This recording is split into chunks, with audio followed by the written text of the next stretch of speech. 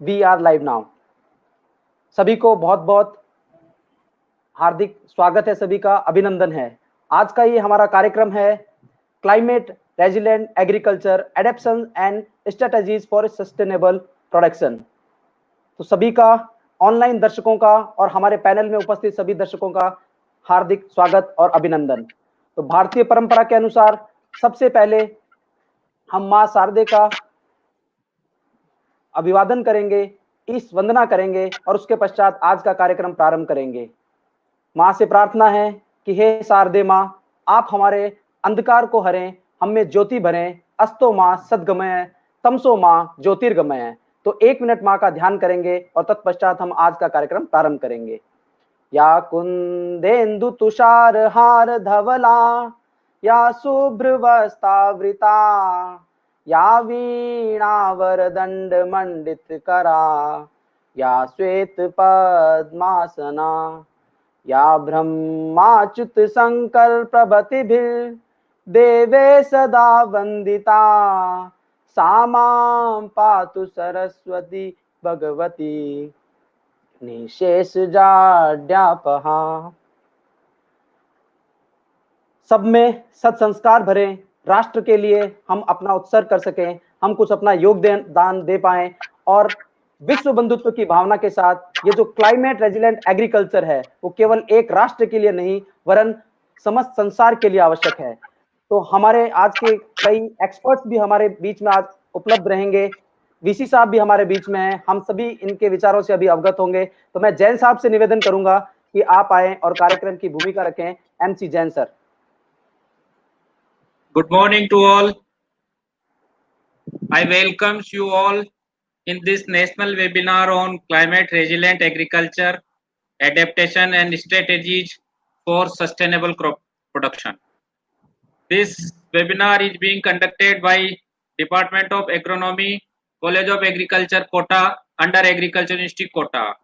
In this webinar, first of all, I will take this opportunity to welcome our chief guest of this event, Professor DC Joshi Saab, Honorable Vice Chancellor of Agriculture University, Kota.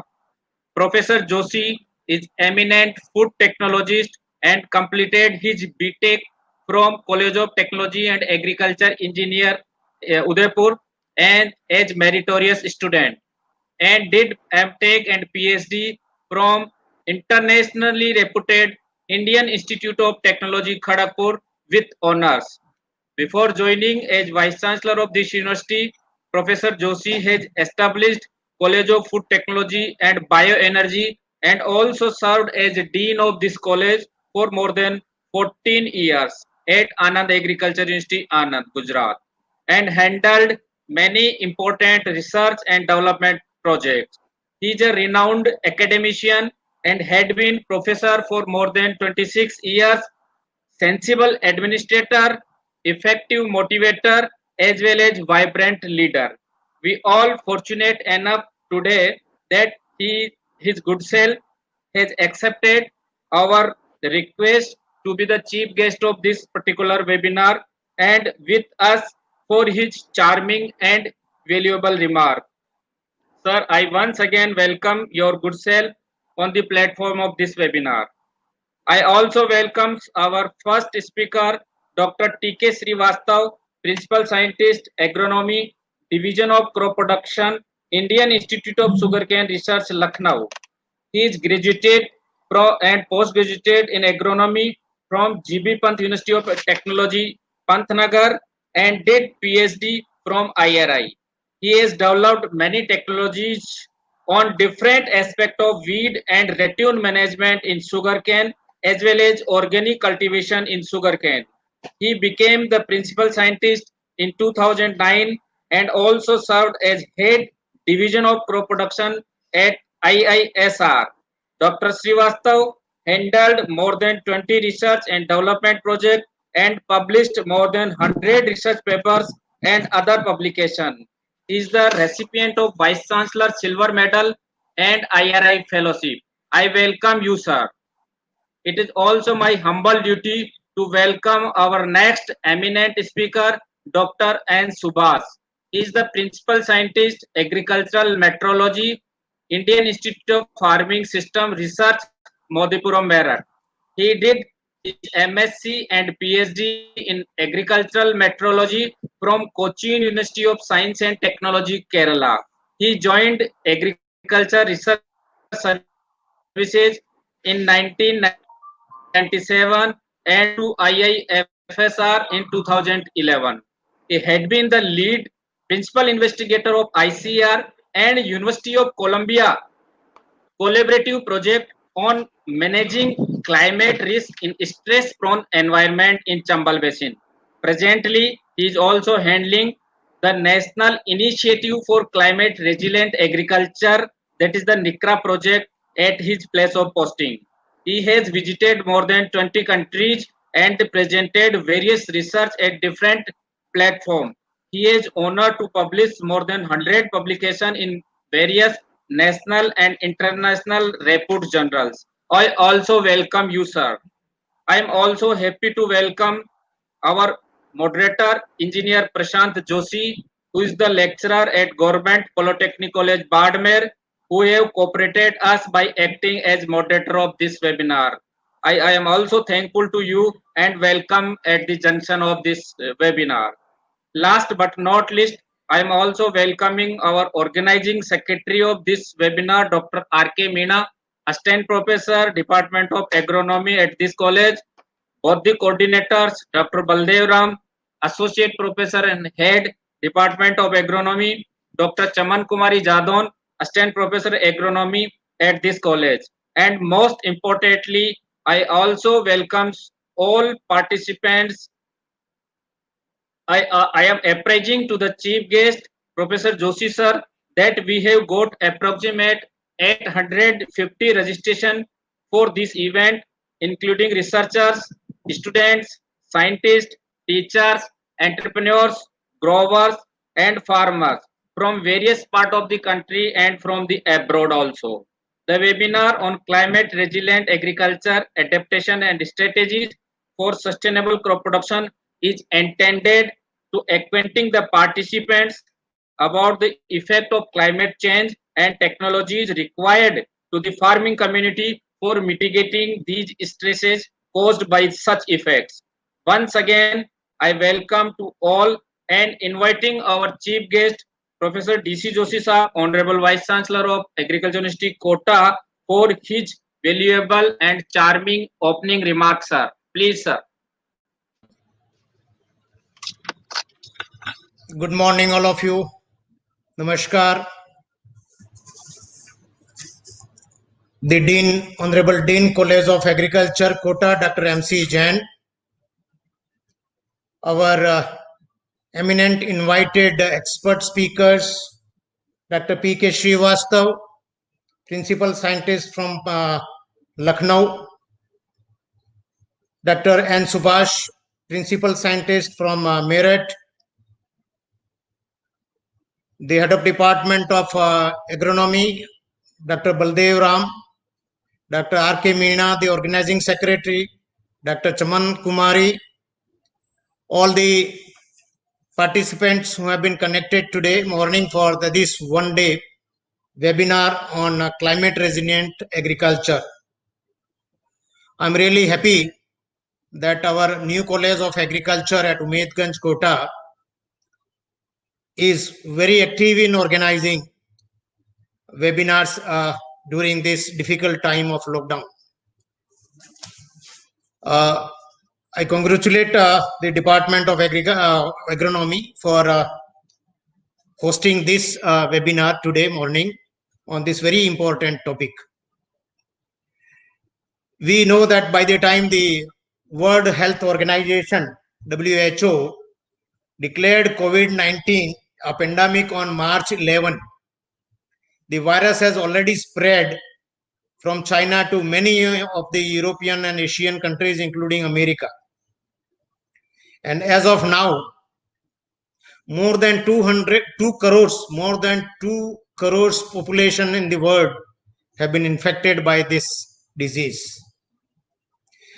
COVID-19, despite all its negative impact on our day-to-day life, can be turned into an opportunity, a rare opportunity. That is what I see it positive, to address long-term challenges, particularly of these climate challenges.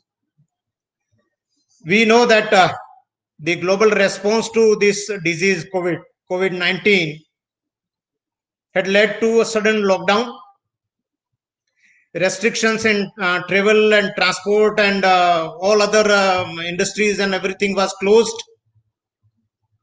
But this in turn has led to the reductions in air pollution and lot of other emissions of carbon dioxide, carbon monoxide, nitrate, NOx, and other greenhouse gases. So as we emerge into this new normal, even still we are within the this pandemic, we are not out, but we learn to live with it now. And in that case, India's agriculture must evolve to create a post-COVID sustainable and resilient in the long run.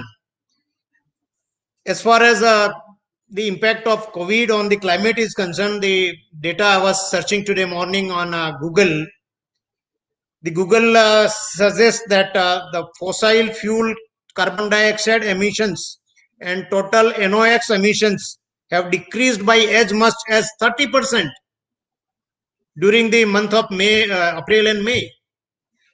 Might be because of a lot of restrictions on travel and transports, and automobiles or vehicles are not flying.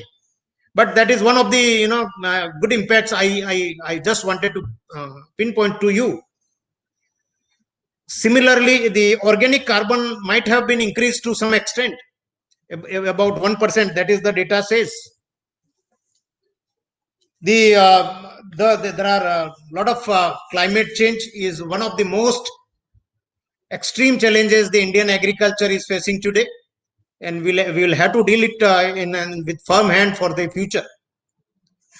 We know that agriculture as a profession has a high degree of sensitivity to agriculture, both for short-term weather changes as well as for long-term seasonal changes also. The yield and agriculture productivity is impacted by changes in the temperature, rainfall, carbon dioxide levels, the day lengths and night lengths and all those things. We are well aware. And this has, complexities with both the pests and diseases and the weeds and all so many and so forth, as far as the whole climate effect on agriculture is concerned. In recent years, we all are observing that there are the weather extremities are frequently coming. You have seen last year, the rainfall was very high. It was extremely higher in this particular region. It was almost double. So these extremities are, increasing. The events like, droughts and floods and flash floods and are coming up very, very frequently these days. This is not only affecting, as I said, the yield and productivity, but even the quality of the grains might have been affected because of this climate change. You might be observing that there are some reduction in protein content in some of the grains. We don't know exactly, but it might be attributed to some extent to this weather, agricultures. And if these nutritional values are affected, then that will certainly affect not only the food security but nutritional security of our nation. The yields in temperate crops like apple has been directly been related to climate extremes. That is what we are observing and seeing the data. Even within a season, the severe droughts and floods are being experienced in the same regions, in same location. That worsens the plight of all the farmers. For meeting these challenges, the ICAR, Indian Council of Agricultural Research, has already been running that ICAR mega project, National Initiative on Climate Resilient Agriculture, with objectives of enhancing the resilience of Indian agriculture to climate variability and climate change.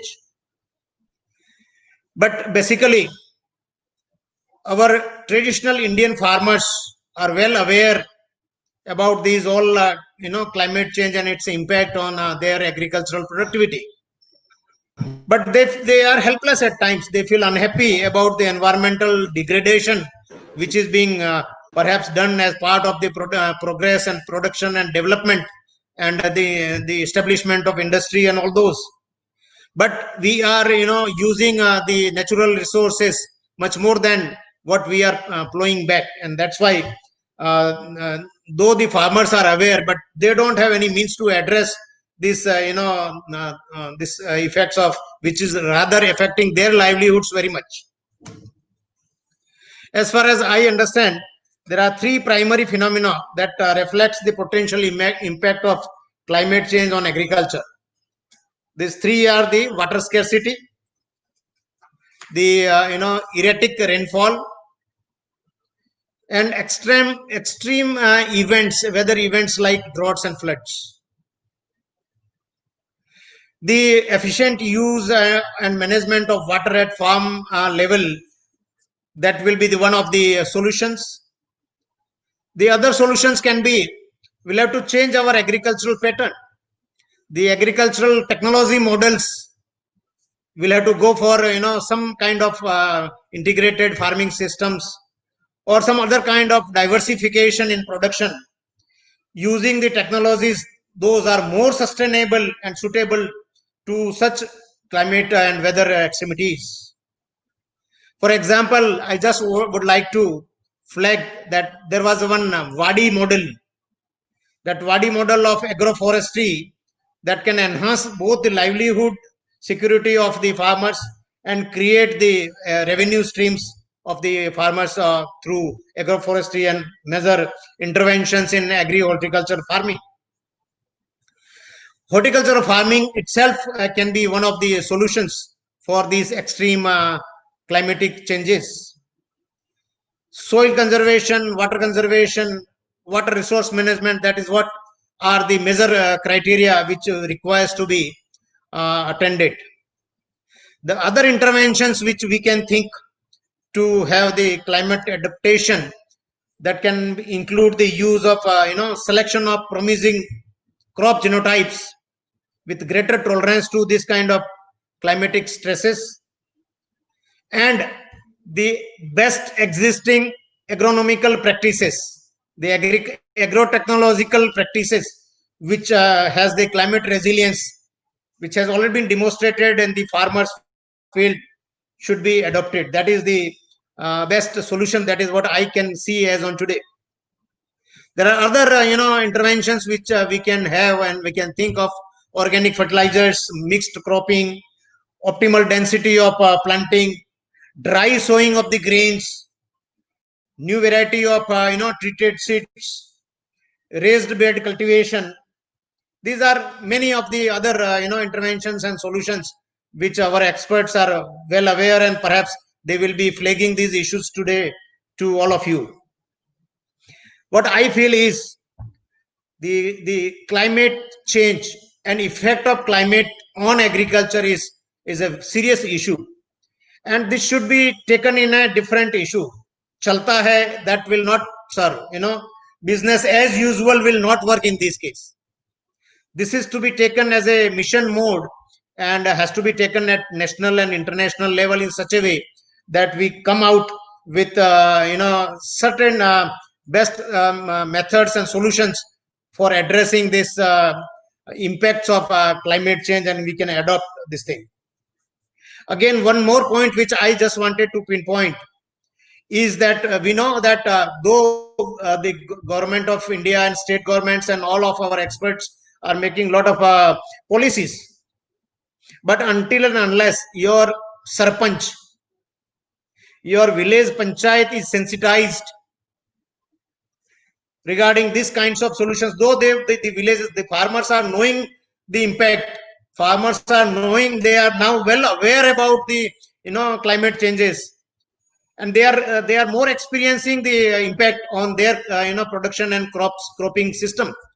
But unless and until we make them sensitized, the sarpanch, the farmers, the panchayat and all those things, till that it is very difficult to implement our policies from top.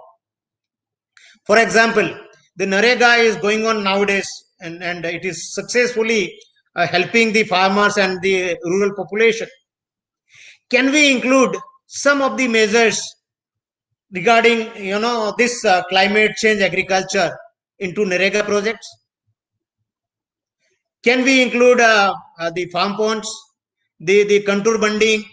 Perhaps those projects are already part of NREGA, but these are the things which can very well help our farmers. Not only our farmers, the total agriculture scenario can be strengthened using NREGA funds and the time for this thing as far as climate resilience is concerned. There are other, as I said, the agroforestry, horticulture, the crop diversity, and all those can help. The other thing which I just wanted to pinpoint today to you is the newer technologies, the digital technologies, the ICT technologies. These are again will be very much helpful tools for mitigating the impacts of climate on agriculture. There are many tools and technologies available today where you can get a certain data, analyze them, and find out what are the best ways of adopting the climate changes and the adoption of the new technologies for resilient agriculture during this times. So I hope that there are certain schemes I have just mentioned here: the Paramparagat Krishi Vikas Yojana, Soil Health Card Scheme, Neemed Coated Urea, Pradhan Mantri Krishi Sinchai Yojana, and there are many other schemes that you might be well aware that can help us in mitigating the major impacts of the climate change on agriculture. There are many issues. Perhaps our experts will tell you more on the issues and the impact and the attributes and solutions for this important climate issue on agriculture. I hope that your deliberations today will be very much helpful for all the participants, both the students and the faculty.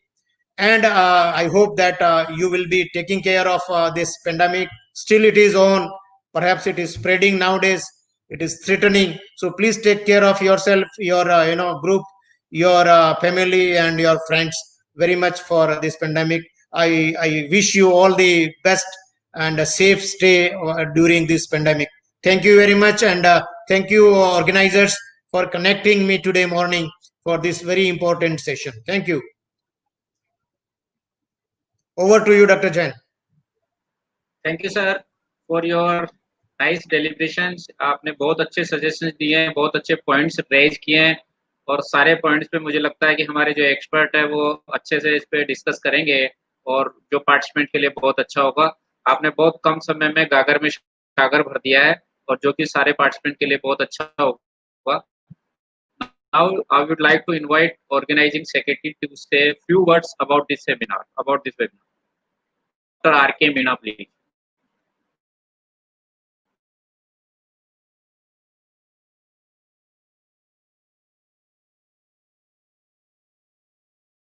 Mic off है. मीणा जी, आपका mic off है, on करें.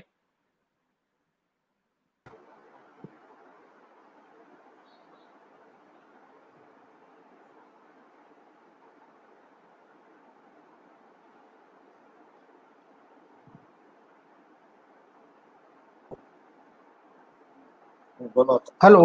Yes Meena ji. Hello. हाँ, वारिस रावत. नमस्कार sir. Good morning to one and all.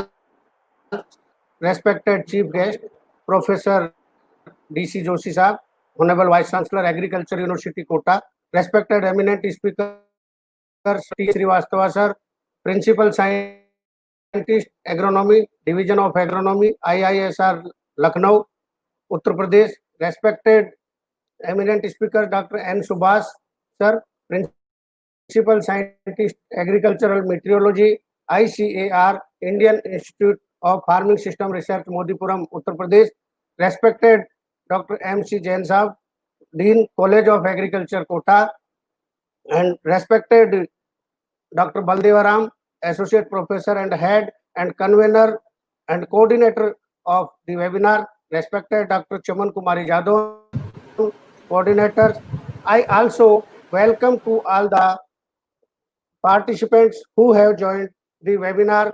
I also welcome to Engineer Prashant Joshi Sahab, moderator, for making the all arrangements for this webinar in the nice manner. The webinar on topic climate resilient agriculture, adaptations and strategies for sustainable production has been chosen looking to agriculture facing a lot of biotic and abiotic stresses, the rapid climate change and weather abbreviations hampering the crop production and productivity. Today, we will learn about the climate resilient agriculture and its adaptations strategies at micro level for increasing and maintaining sustainable crop production. Agriculture comprising farming, forestry and fisheries has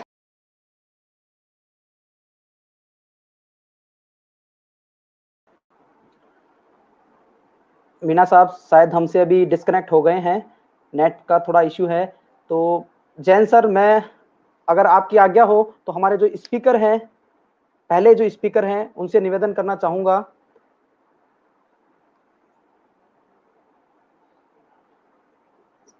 mic sir. जी हाँ। Yes, Prashant ji, we will invite our first speaker. So please deliver your talk for the sake of the participants. Please, Okay. Dr. Srivastava sahab. Thank you, sir. Thank you. Is it audible? Yes, sir. Okay. Yes, sir. So let me start. Well, good morning, gentlemen. Honorable Vice Chancellor, Agricultural University, Kota, Dr. D.C. Joshi ji, respected Dean, College of Agriculture, Dr. Jain Sahab, Organizing Secretary, Dr. Meena ji, coordinators, Dr. Baldev Ram and Dr. Jadon, and very efficient moderator, Mr. Joshi. My dear participants, guests, so many academicians who are associated with us during this webinar, I really welcome you all and would like to express my thanks to the organizers that they provided me a chance to interact with all of you on this very important topic, which is very timely, and we need to manage it the best way possible so that we can ensure food security for the masses, their nutritional security and their livelihood security. Before I go into the details, I would request Mr. Prashant to load the presentation. And dear friends, as far as climate is considered, there are two terms, weather and climate, because so many students are also undergoing this webinar. So there must be very, I think, clear-cut idea about the weather and climate. So weather is atmospheric state at any particular of time over any place. मौसम किसी भी जगह पे किसी समय जो उसकी दशा है उसको कहते हैं। वो एक दिन हो सकता है, एक हफ्ता हो सकता है, एक मिनट हो सकता है, एक घंटा हो सकता है।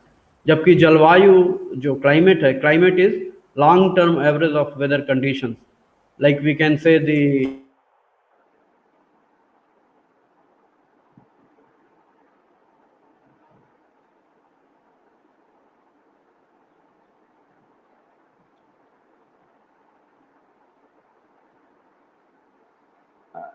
डॉक्टर साहब, क्या आप हमें सुन पा रहे हैं? डॉक्टर टीके श्रीवास्तव सर।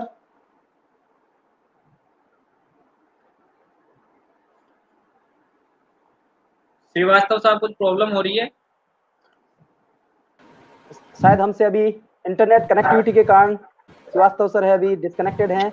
तो सर अपना टॉपिक डिलीवर करने वाले थे, उनका जो टॉपिक है क्लाइमेट रेजिलेंट एग्रीकल्चर के बारे में, कि adaptation and strategies for sustainable production. तो उसके बारे में अति शीघ्र हम उनसे कनेक्ट होंगे। तब तक मैं जैन सर से कहूंगा कि वो कुछ सर के बारे में थोड़ा अगर इंट्रोडक्शन हो, थोड़ा और सर के बारे में बताएं, श्रीवास्तव सर के बारे में। जब तक श्रीवास्तव साहब जुड़ते हैं, मैं आप सारे पार्टिसिपेंट को बताना चाहूंगा कि looking to the present scenario, the climate is drastically changing, including the temperature is rising, concentration of carbon dioxide is increasing, and these important parameters for the crop production or hampering the crop productivity. So this particular webinar was intended to acquaint the participant, to give the proper knowledge to the farmers, so that how we can adapt the technologies in such circumstances, how we can increase our crop production by utilizing the newly generated technologies in a particular environment, in a particular system. So we have selected our two best speakers across the India who have worked on this title climate resilient and worked in the project NICRA. So both are having a very vast experience as far as this field is concerned. So I would like to request Dr. Srivastava sahab Yes, to please. actually, there was a power failure here, so net connectivity has gone off. So now I am Yes, audible. please. Okay, so dear friends, we were just talking about the climate and weather. So weather, I told you the atmospheric status at any particular time over a particular place, but weather is the, climate is the long-term average of weather conditions. So in the late, we say in the recent past, we have seen that there is a lot of fluctuations in our normal weather conditions. Either there are say drought conditions or extreme rains, and frost is there, flash floods are there, and unnatural phenomena are occurring, like suppose where there was no floods, even in as Dr. Joshi sir was telling, Honorable Vice Chancellor, that even Rajasthan last year faced a lot of floods, which is otherwise not known for floods. So these extreme conditions are creating a lot of problems with our day-to-day agricultural activities, and in that condition, we need to adapt, and we need to make our agriculture more resilient so that it can absorb the shocks of the atmospheric drought or excessive rains or even other adverse weather conditions. So if we, Mr. Joshi, can you load the presentation? Okay. Yeah. So if we just see what is the status of last 100 years climate change, we can see that global temperature has risen by 0.96 or 1 degree Celsius temperature, and this includes both surface temperature of the land surface as well as ocean surface. Then there are extreme rains and drought. More severe droughts are occurring year after year, and mild droughts are normal occurrence nowadays. Then you can see that ice caps are retreating, glaciers are melting, and the snow cover which was there, it has already decreased by 10% if we compare that status from the period 1960s. Mean sea level rise, you can see it is growing up by 1 to 2 millimeter per year, and you must be knowing that there is a country, Indonesia, and its capital Jakarta is being relocated because there is a threat that it may go under submergence. Means water is entering into that city. So such type of problems are coming summer and autumn season. Ice is thinning by 40%, and as a result of that, weather related events, they are getting ensured in a much longer way. Next, please. Then we can see that what is to happen during next 100 years, because this is the status of 100 years which we have already covered. During the next 100 years, we can see that global temperature will increase by 1.4 to 5.8 degrees Celsius, varying from different regions to regions. And in fact, all our efforts are now to check it within 2 degrees Celsius. There is a 2 degree goal nowadays. There is a 2 degree goal that all the countries of the world, they are striving that let us contain the temperature rise within the 2 degree Celsius limit. Then land will warm more as compared to ocean surface. So there will be more problem for our farming situations, and particularly Indian farmers, where we are cultivating our agriculture over 143 million hectares of land then globally there is a chance that precipitation will increase. But we have seen that under Indian conditions, particularly under Indo-Gangetic plains, the rainfall is going down, in fact. And we analyzed our data at Lucknow condition, and we found that it is receding by 2.9 mm per decade. So by now, if you compare last 30 years data at Lucknow location, we have found that almost 20% reduction in rainfall has already occurred. So drought and water scarcity is going to be a big problem during coming years. Sea level, as I told you, it has risen by 9 to 88 centimeter from places to places. And then as a result of this, almost 80 million people will be flooded. Another 290 million people will be at the risk of malaria and other pandemic diseases. Then as a result, there will be decline in agricultural productivity, and poor of the Asian countries and even African countries, they will be more vulnerable under such conditions.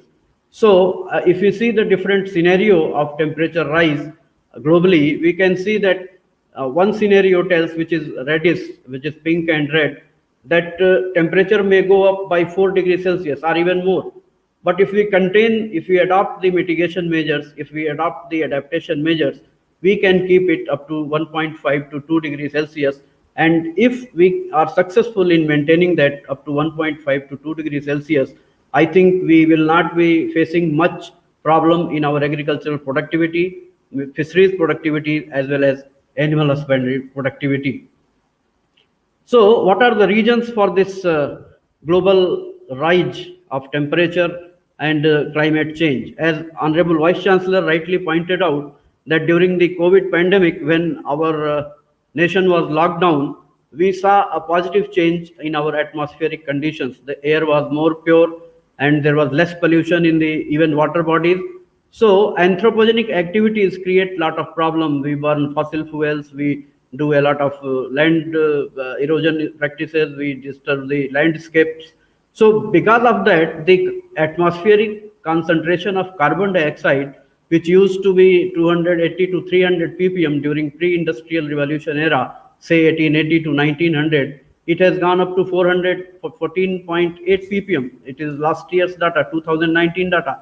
So the CO2 concentration of the atmosphere is increasing by 2.2 ppm per year, and it is likely to reach 450 ppm in 2038. So under that circumstances, there will be more incidence of global warming, and we need to go for more intensive adaptation measures to save our livelihood and nutrition security. So how to tackle this atmospheric problem or this climate change problem? There is one way only, that is, we have to make our agricultural systems more resilient. And what we mean when we say that our system should be more resilient? A system is more resilient which has a capacity to absorb, accommodate, and recover from any risk factor within efficient time and in a very efficient manner. So if we are successfully making our system resilient, we can stave off, we can keep off the adverse effect of climate change. And for that, we can see that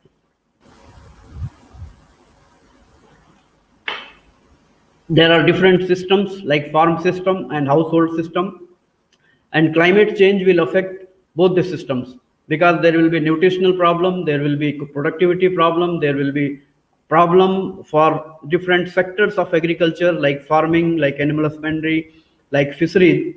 So we have to see all the aspects of different systems, and for that, to make our agriculture more resilient, we have to see all the domains where this climate change will affect.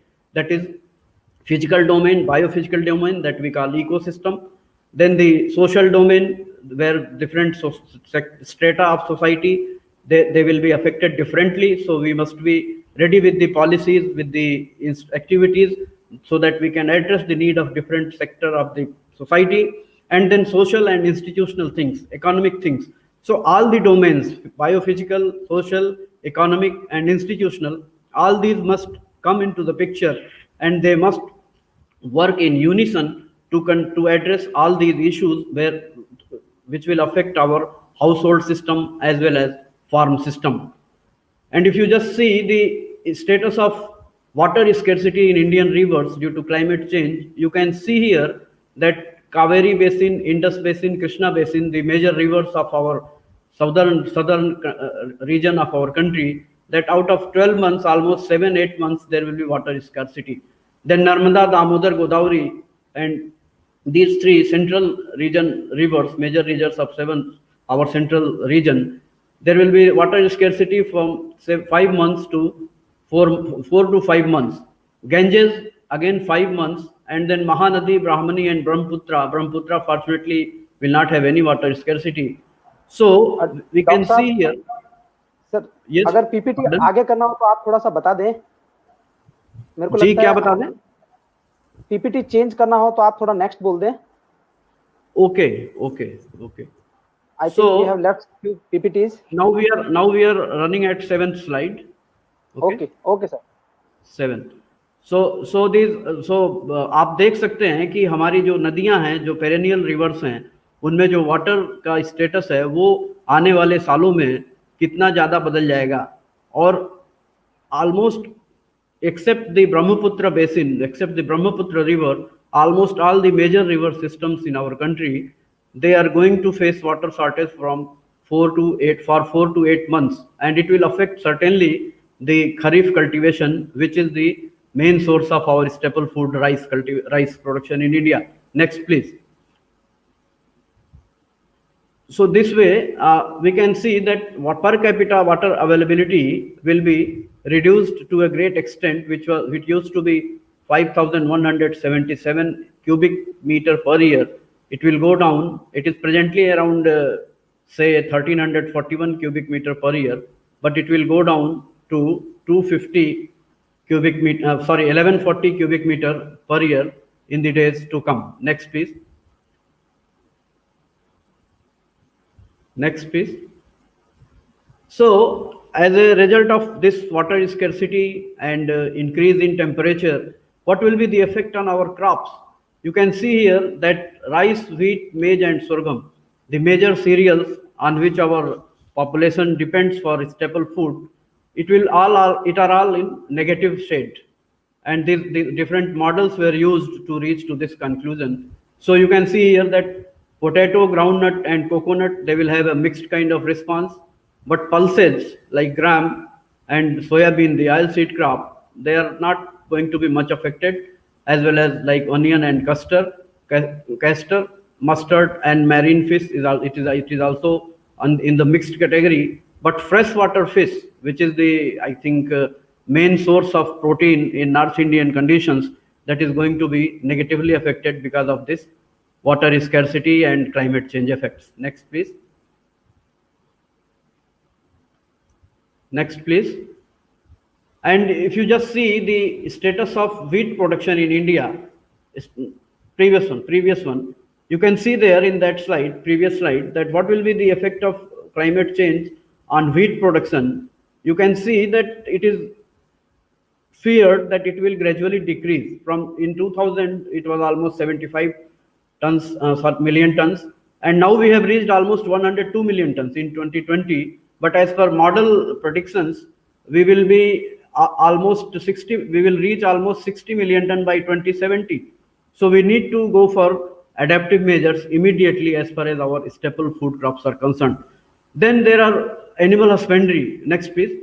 There is animal husbandry, which is very important for agriculture to sustain. And animal husbandry, in fact, out of total contribution of agriculture to gross domestic product of the nation, more than 33% comes from the animal husbandry sector. So we have to make our animal husbandry sector also resilient as far as climate change effects are concerned. You can see that it will affect all growth of the animals, the milk production, the meat production, and the reproduction. And what will be the adaptations for this animal husbandry sector under climate change scenario? That we have to go for our, now you know that under this Paramparagat Krishi Yojana, we are going for national breeds, the local breeds of India, because they are more resilient to climate change conditions, and that will address in fact the morphological adverse effects of climate change, because our own animals, our original animals of this land, they have more capacity to withstand the climatic change. Then behavioral problems, physiological problems, neuroendocrine problems, and blood biochemical as well as molecular problems. So by addressing the adaptation issues, we have to be very careful of all these aspects, and then only we can make our animal husbandry more resilient to climate change. Next, please. So what will be the overall effect? In fact, when we talk about the climate change, it affects all the sectors: agriculture, social sector, finance sector, economy, and other sectors. So we have to be very careful about different aspects. And as far as agroclimate is concerned, it will get influenced under different heads like crop growth. As if I just say give an example of rice crop, if there is a average day temperature more than 26 degrees Celsius, the tillering in rice stops abruptly. So that's why we recommend alternate wetting and drying or continuous 1 inch or 2 inch water regime, so that the temperature at ground level should not exceed 26 degrees Celsius. Under changing climate, because of moderate or severe drought conditions, we often see that rice is not tillering well. And when there is less tillering, there will be less number of effective tillers, and ultimately our productivity will go down. Wheat, you can say there is a terminal heat problem in case of wheat, and during month of February and March, when ripening of wheat is there, because of high temperature more than 29 to 30 degrees Celsius, there is less filling of grains, and shriveled grains ultimately we harvest, and that finally reduce the yield. Then if rice and wheat productivity is going down, sustenance will be a big problem for our population. Then other abnormalities like floods, drought, hailstorms, frost, and high winds. In fact, they are more under that conditions, total crop may fail. Like you can see, there are thousands of hectares in Bihar under present circumstances. Thousands of hectares of land of crops are just washed away. बहुत ज़्यादा बाढ़ आने से तो पूरी की पूरी आपकी फसल फेल हो सकती है. So for that we have to plan accordingly, and we have to manage different sectors, as I told you, that biophysical ecosystem, then economic aspects, then social and institutional aspects, all need to be studied in unison to address this problem, to make it more adaptive and to make it more resilient. Next, please. Next, please. Prashant ji, next.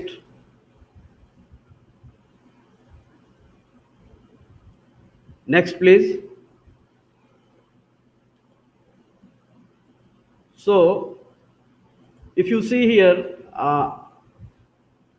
the world map. Next, please. Prashant ji, next, please. Next slide, please. Can you hear me, Prashant ji? Next slide. Yes, sir. Yeah. Way to incorporate. Yeah, no problem. So how to incorporate the resilience? We were just talking about the problems. Now we are coming to resilience aspects. First thing is that we have to identify and monitor the potential risks and vulnerabilities. So see, risk is a thing which means you just have to assess that how it is going to negatively affect our system, and we have to monitor that, and then we have to increase the adaptive capacity of farmers and systems, and then we have to study the interaction between different domains to reduce the transmission of shocks, because from shock from one system it transmits to other system very fast. So we have to be very careful about the interaction also. So this, by addressing these three things, we can incorporate resilience into our system. Next, please. Next, please. Prashant ji, can you hear me? Next, please. Yes, sir. Yeah. So under that condition, that how we can bring the resilience, there is a tool, and it was in fact discussed during 2010 in a United Nations conference at Hague. and they found that the tool is climate smart agriculture. To bring resilience, we have a very good tool that is called climate smart agriculture, and this in fact has three targets, that is to sustainably increase the farm production and income, and then strengthening the resilience to climate change and vulnerability, and then mitigate the contribution, because agriculture itself contributes almost 30% to total greenhouse gas emissions globally. So if we mitigate this GHG emission from agriculture sector, we can certainly reduce the adaptation needs, because mitigation also helps in adaptation process. Next, please. Next, please.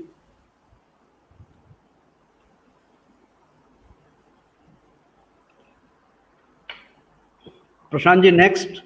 How to handle CRA? Yeah. So this climate resilient agriculture, we have to do three things. First is adaptation. Adaptations in farming sector, like how to cultivate rice crop, how to cultivate wheat crop, how to cultivate other, how to take care of our animal husbandry, how to take care of our fisheries sector, and then mitigation practices. Like we cannot, like if suppose I give you an example, that if you go for unnecessary plowing of our field, every unnecessary plowing during summer season, it almost releases 30 kg nitrous oxide to the atmosphere. So just by reducing the unnecessary plowing during summer season, we can mitigate the CO2 or GHG emission from our fields. And then other practices, like we are nowadays advocating that we should not go for burning of the residues, crop residues. They are also contributing a lot to the GHG emission in the atmosphere. So all this, when we take all these three steps, adaptation, mitigation, and this residue retention and other things, then it will increase the capacity of the system to respond to various climate related disturbances. Because once we can control the temperature rise, we will control the effect on various physiological aspects of the crop and ultimately its productivity. And then also, because of all the root cause of the problem is GHG concentration in the atmosphere, and if we contain that, then there will be less frequency of extreme events like drought, flooding, and erratic rainfall and other things. Next, please.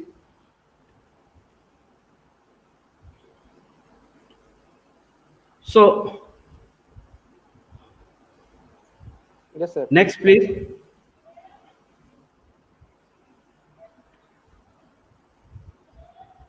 Prashantji, can you hear me? Ways to make up agriculture climate resilient. Yeah. So you can see here that I just told you that our dairy sector is as important as our farming sector as well as fisheries sector. So how we can make the our dairy sector, means our overall agriculture climate resilient? First thing is, next, आपने change नहीं किया, please. Next, please.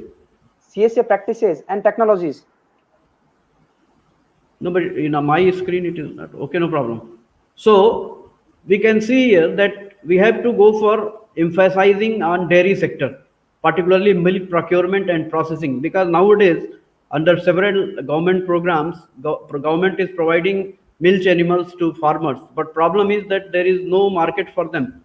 So ultimately they are getting discouraged. In several states the situation has come. So there has to be a good mechanics or a system, so that the milk which is being produced by the small farmers, small dairy farmer, it is procured and then processed, and then again it is further sold to the market. So in this way we will support the dairy sector, and we can ensure the health of our dairy sector. Then, as Honorable VC was telling, that even organic carbon content in our soils, it has gone down to alarming levels. So we have to go for soil health improvement through organic carbon enrichment. We have to go for green manuring, for biomanures, for other measures and residue incorporation like that. So soil health improvement is very important. Then there are certain ecosystem services, like say honey production. For honey production, honeybees are required, but the honeybees are also required for pollination of our various crops, and that comes under ecosystem service.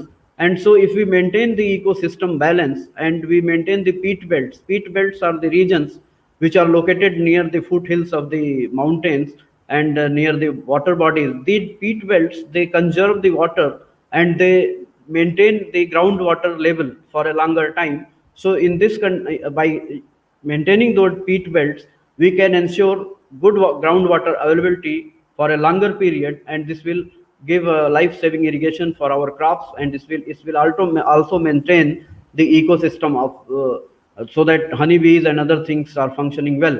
Then surface and subsurface water harvesting is required for the promotion of efficient irrigation methods, and precision nutrient application is very much required, because we have seen in our earlier experiments that even a state like Delhi, there is not much agriculture in Delhi, but the groundwater contained almost 280 ppm nitrate or 300 ppm nitrate, whereas World Health Organization that recommends that groundwater should not contain more than 30 ppm nitrate. If it is more than 30 ppm, then it will affect our kidneys, our heart, our blood pressure, and other things. So by application of precision nutrient practices, we can maintain the health of our groundwater as well as surface water bodies, and we can check the non-target spillage of our nutrients, which in fact results into eutrophication of our water bodies, where more of water hyacinth grows, more of algae grows because of high nutrient concentration. So to maintain the efficiency of our production system, to maintain the cost efficiency of our system, and to maintain the groundwater as well as water bodies, surface water bodies, we need to adopt the precision nutrient application. And this way we can in fact subdue the adverse effect of climate change. And then naturally diversification of income sources, very important, because nowadays we know that when drought comes, certain crops are more sensitive than the other crops.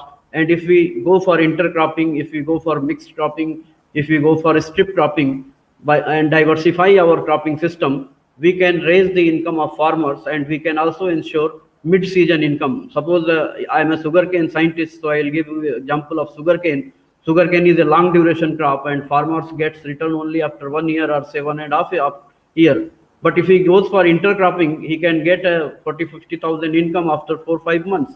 So he can further plow back the inputs for sugarcane production. So diversification is also very important aspect of climate resilient agriculture. Next, please.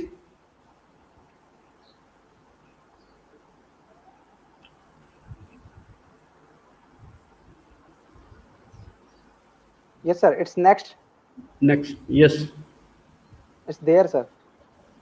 No, there is some time lag between slides to come. Okay, so what are the climate smart agricultural practices which needs to be adopted? In fact, I told you that it's a holistic approach. Climate resilient or climate smart agriculture is a holistic approach, and here we have to see all the things like energy management, input management, and the economic management, risk management. So for that we have to take all the aspects, and it's not a very new thing. Let me tell you that climate smart agriculture, the concept is new, but the practices are same. And the concept came in 2010 and it was perfected in 2013, and it is just 5-7 years that it has come into vogue. But see, if you compare the system we were adopting, our farmers were adopting, जब हम जीविका उपार्जन वाली खेती करते थे, जिसको कहते थे सस्टेनेंस एग्रीकल्चर, तो उसमें हम अभी तो वही है ना सर, प्रैक्टिस एंड टेक्नोलॉजीज वाली तो है. यस. सो मैं बात कर रहा था कि 4 सेकंड लग जाता है एक्चुअल में. हाँ, ओके सर. जब हम लोग सीएस से बात कर रहे थे कि जीविकोपार्जन वाली खेती करते थे, उसके बाद हमने क्या चेंज किया?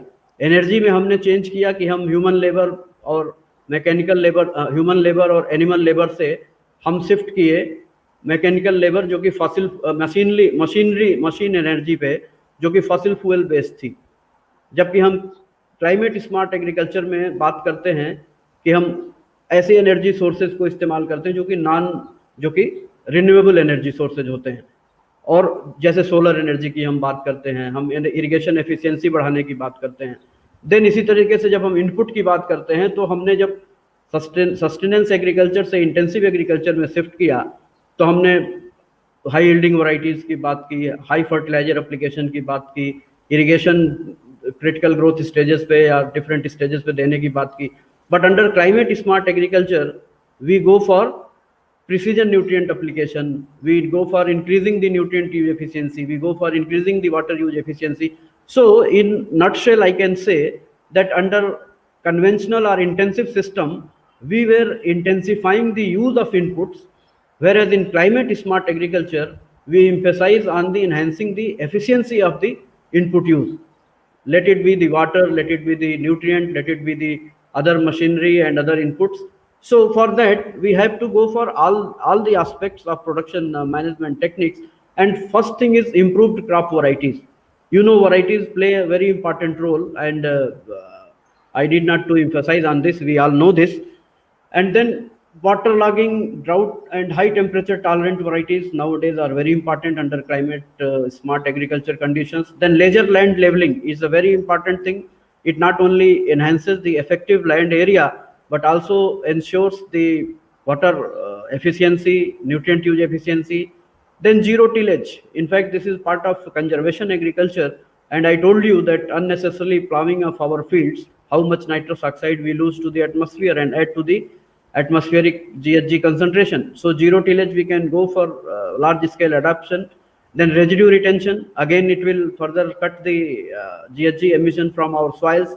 And site specific nutrient management. Legume integration. Legumes, we all know that they fix atmospheric nitrogen into the soil, and they, once after your the seed is harvested, we can just plow in the residue of the leguminous crops, so they will add to the organic matter content of the soil.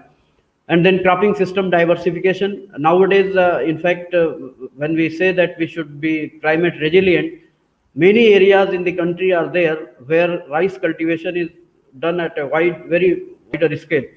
But if we go for water mapping or water monitoring, we feel that there is no water for rice cultivation. So under that situation, we need to go for maize cultivation, pearl millet cultivation, sorghum cultivation, or even total shift of say component is sometimes required. Suppose we are going for crop cultivation and there is no much water or no much other facilities, then we can shift to animal husbandry, we can shift to fishery, because these sectors like animal husbandry and fishery, they are giving more return than the crop cultivation. So under this condition, diversification and input substitution, and as well as factor substitution, we can go for different enterprise at all, or we can go for adoption of integrated farming systems. And nowadays in the country, various research institutions, they have developed different integrated farming system models for small farmers, marginal farmers, and even big farmers. So, and for that, we in fact, we need to go for different state-of-the-art technologies like use of solar pumps, then crop sensors for monitoring of crop health, or even very small thing is that leaf color chart. It is very effective, in fact, but I don't find it in the hands of our farmers. Still, farmers are not using leaf color charts. So agroforestry nowadays, like plantations of poplar and other friendly agroforestry species in our farmlands, it adds to farmers' income. Then information and communication technology services, like see, first thing for the resilience is that we should anticipate the risk. And once we anticipate the risk, we need to adopt information and communication technology very effectively. For example, let me tell you that there is an organization IFCO Kisan, and in UP there is a UP Agriculture Department. It has constituted a weather watch group, and every week we meet and we recommend that under the present weather circumstances, farmers should adopt this and this practice and should not go for this and this. So that this IFCO Kisan portal, it reaches to almost 20 lakh farmers the next day, and it sends SMS to the farmers that okay, as per the recommendation of the weather watch group, sorry, the farmer should adopt this and should not go for this. So this way, by adoption of information and communication technology, we let our farmers know that what is going to be the weather condition for the next 15 days or 7 days, and what practices. Suppose there is a possibility of rain, so we stop farmers for going for irrigation. So these are the practices where we can go for this information and communication technology adoption. Then there is another aspect of climate resilient agriculture, that is landscape approach. Landscape approach is when we don't rely only on farm, we take a larger area and we manage, like we advocated for watershed management and other things.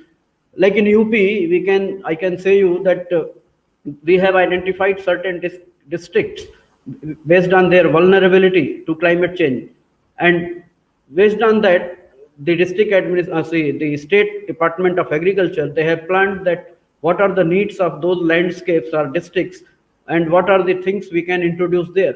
So this landscape approach is very good approach, and we can, in this approach, we can accommodate all the domains I told you, like biophysical, economic, social, and institutional, and all the line departments: animal husbandry, fishery, agriculture, then cooperative, then fertilizer, then seed. All the line departments, they come in one place and they plan for whole district, and they plan for seed availability, they plan for irrigation scheduling, they plan for fertilizer availability. And in this landscape approach, all the sectors, all the strata of farmers, their problems, and it all gets addressed.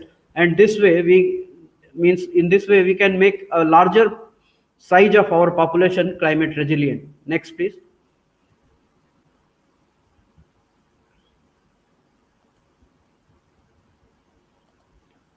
So,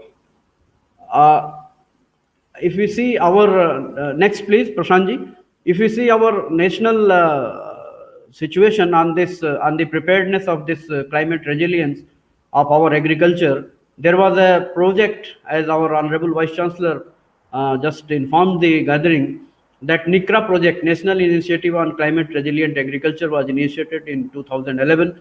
I think Dr. Subash will shed more light on this aspect, so I will not take much time on this. But I just like to know, to share the information that now it is National Innovations. Now the title has been little modified, and it has been made National Innovations on Climate Resilient Agriculture. And this was in fact developed and designed to cater to its suitability to the climate smart agriculture needs, or climate resilient agriculture needs. And you can see that the three basic things under this NICRA is to take up long-term strategic research and to address projected climate change, then demonstrate the existing best practices, and then understand or map the vulnerability atlas of India, to make the vulnerable atlas of India. And under this head, all the 685 districts, we have a contingency plan for all the 685 districts, that if there is a long dry spell or there is a late onset of monsoon, or there is a onset of monsoon within the monsoon period or within the rainy season, so what are the contingency measures are required to be taken up by the farmers. So this map is already ready for all 685 districts of the country, and it is available on the ICAR website, and farmers and development departments are taking advantage of this. Next, please.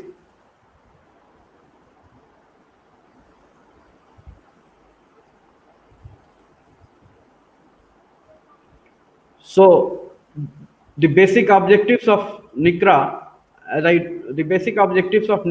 told you, the activities, that is to increase the agricultural productivity, and to support the farmers' income and food security, and increase the adaptive capacity at multi levels, from farm level to the national level, and also to decrease the greenhouse gas emission. So what are the approaches for climate resilient agriculture? First is the farming rejuvenation in cyclone and flood prone coastal agroecosystem through landscaping. I just discussed about the leisure land leveling and other things. So landscaping is a very important aspect for climate resilient agriculture, and as per the need, we recommend landscaping like grading of land and then contour bunding and other things. Then community paddy nursery. Many of the farmers under flash floods and other things, they lose their field. So community paddy nurseries, if it is there, then they can get the seedlings for retransplanting of their paddy fields. So community paddy nursery is very important for as a resilience measure. And nowadays, under this conservation agriculture practices, we are advocating direct seeded rice or even aerobic rice is there for promoting water use efficiency and for reducing the water need of the rice crop. Then drum seeding of rice. This saves labor, this saves seed, this saves water. So drum seeding of rice is being advocated. And then drought tolerant paddy cultivation. Yes, please. Drought tolerant paddy cultivation is also being recommended to tackle e-certificate का पूछ रहे हैं लोग deficit rainfall situations. Your mic is not off. So next please. Next please.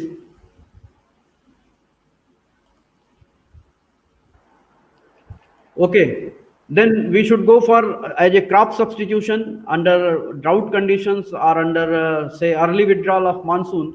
We can go for short variety of finger millets under delayed monsoon conditions. Then we can go for short duration crop varieties suitable for late sowing.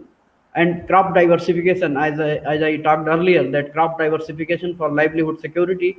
And then flood tolerant varieties. In rice, there is a number of flood tolerant varieties, and like Swarna Sub 1 is a new variety of rice that tolerate flood for 15 days or even 1 month duration. And then poor farmers, in fact, are the major vulnerable section to the climate change impacts. So we must take good care of improving resilience of poor farmers, and that can be done by reclaiming the wastelands. We can provide certain employment opportunity there, or we can provide certain crops which grows on wastelands, so that our poor farmers, they can generate some economic activity, they can generate some livelihood from that reclaiming of the wastelands.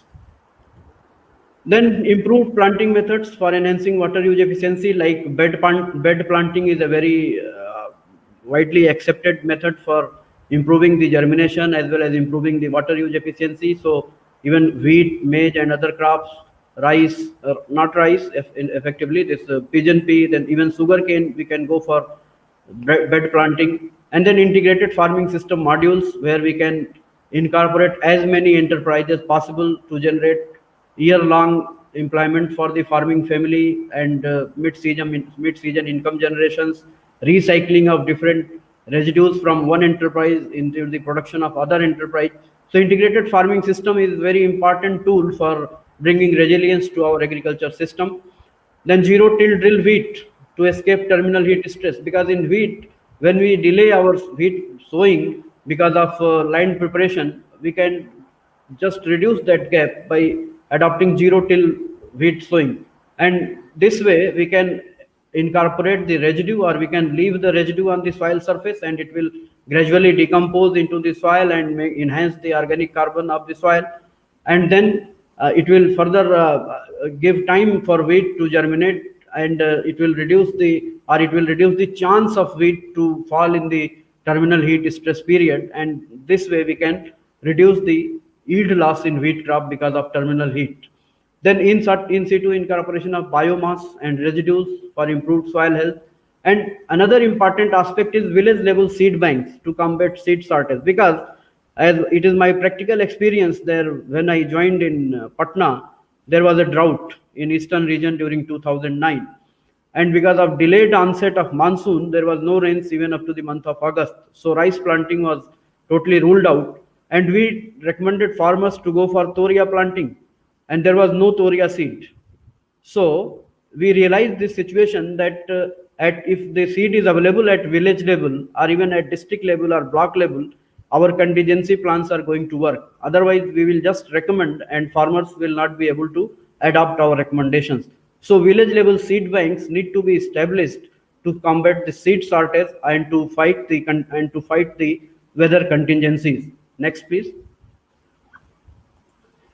So another point, a very important point, is that under the circumstances, there is going to be a water shortage, because we know that agriculture consumes almost 77% of total water availability at present. And with the industrialization and urbanization, I think the share of agriculture to total water is going to go down from 77% to 60% or 50%. So for agriculture, there will be less water availability. And for that, next please, for that, we need to be more careful about the saving of our water. And for that saving, we can go for different techniques like community tanks, where we can enhance the village water resources. In fact, a few years back, there was a activity under Manrega that all the villages, they dug tanks in their village, और उन गड्ढों में या उन पोखरों में बरसात का पानी इकट्ठा होता था. तो इससे हमारा सरफेस वाटर स्टोरेज भी होता था और ग्राउंड वाटर रिचार्जिंग भी होती है. Then if possible, the farmers, big farmers or even state farms, other things, they can go for individual farm ponds for improving livelihood of small farmers, so that more water can be gathered or can be harvested, and it can be saved, it can be used as a life-saving irrigation. Then there was a technology called Jalkund, that is low-cost rainwater harvesting, where we just dig a pit and put a polythene lining, and the watershed approach is adopted here, and the water collects through runoff in that Jalkund. And then check dams, we need to strengthen our check dams to enhance the surface as well as groundwater availability. And then recharging of wells to improve shallow aquifers, because groundwater is nowadays under intensive agriculture system is almost meeting 70% of irrigation need, the present day irrigation need. So we need to recharge our groundwater and aquifers, and for that, water harvesting, both surface as well as underground water harvesting, need to be emphasized. Then livestock, NICRA is taking in almost all the aspects of agriculture, and under livestock, we have the objectives to understand the unique traits in indigenous livestock responsible for higher heat tolerance. That's why nowadays we are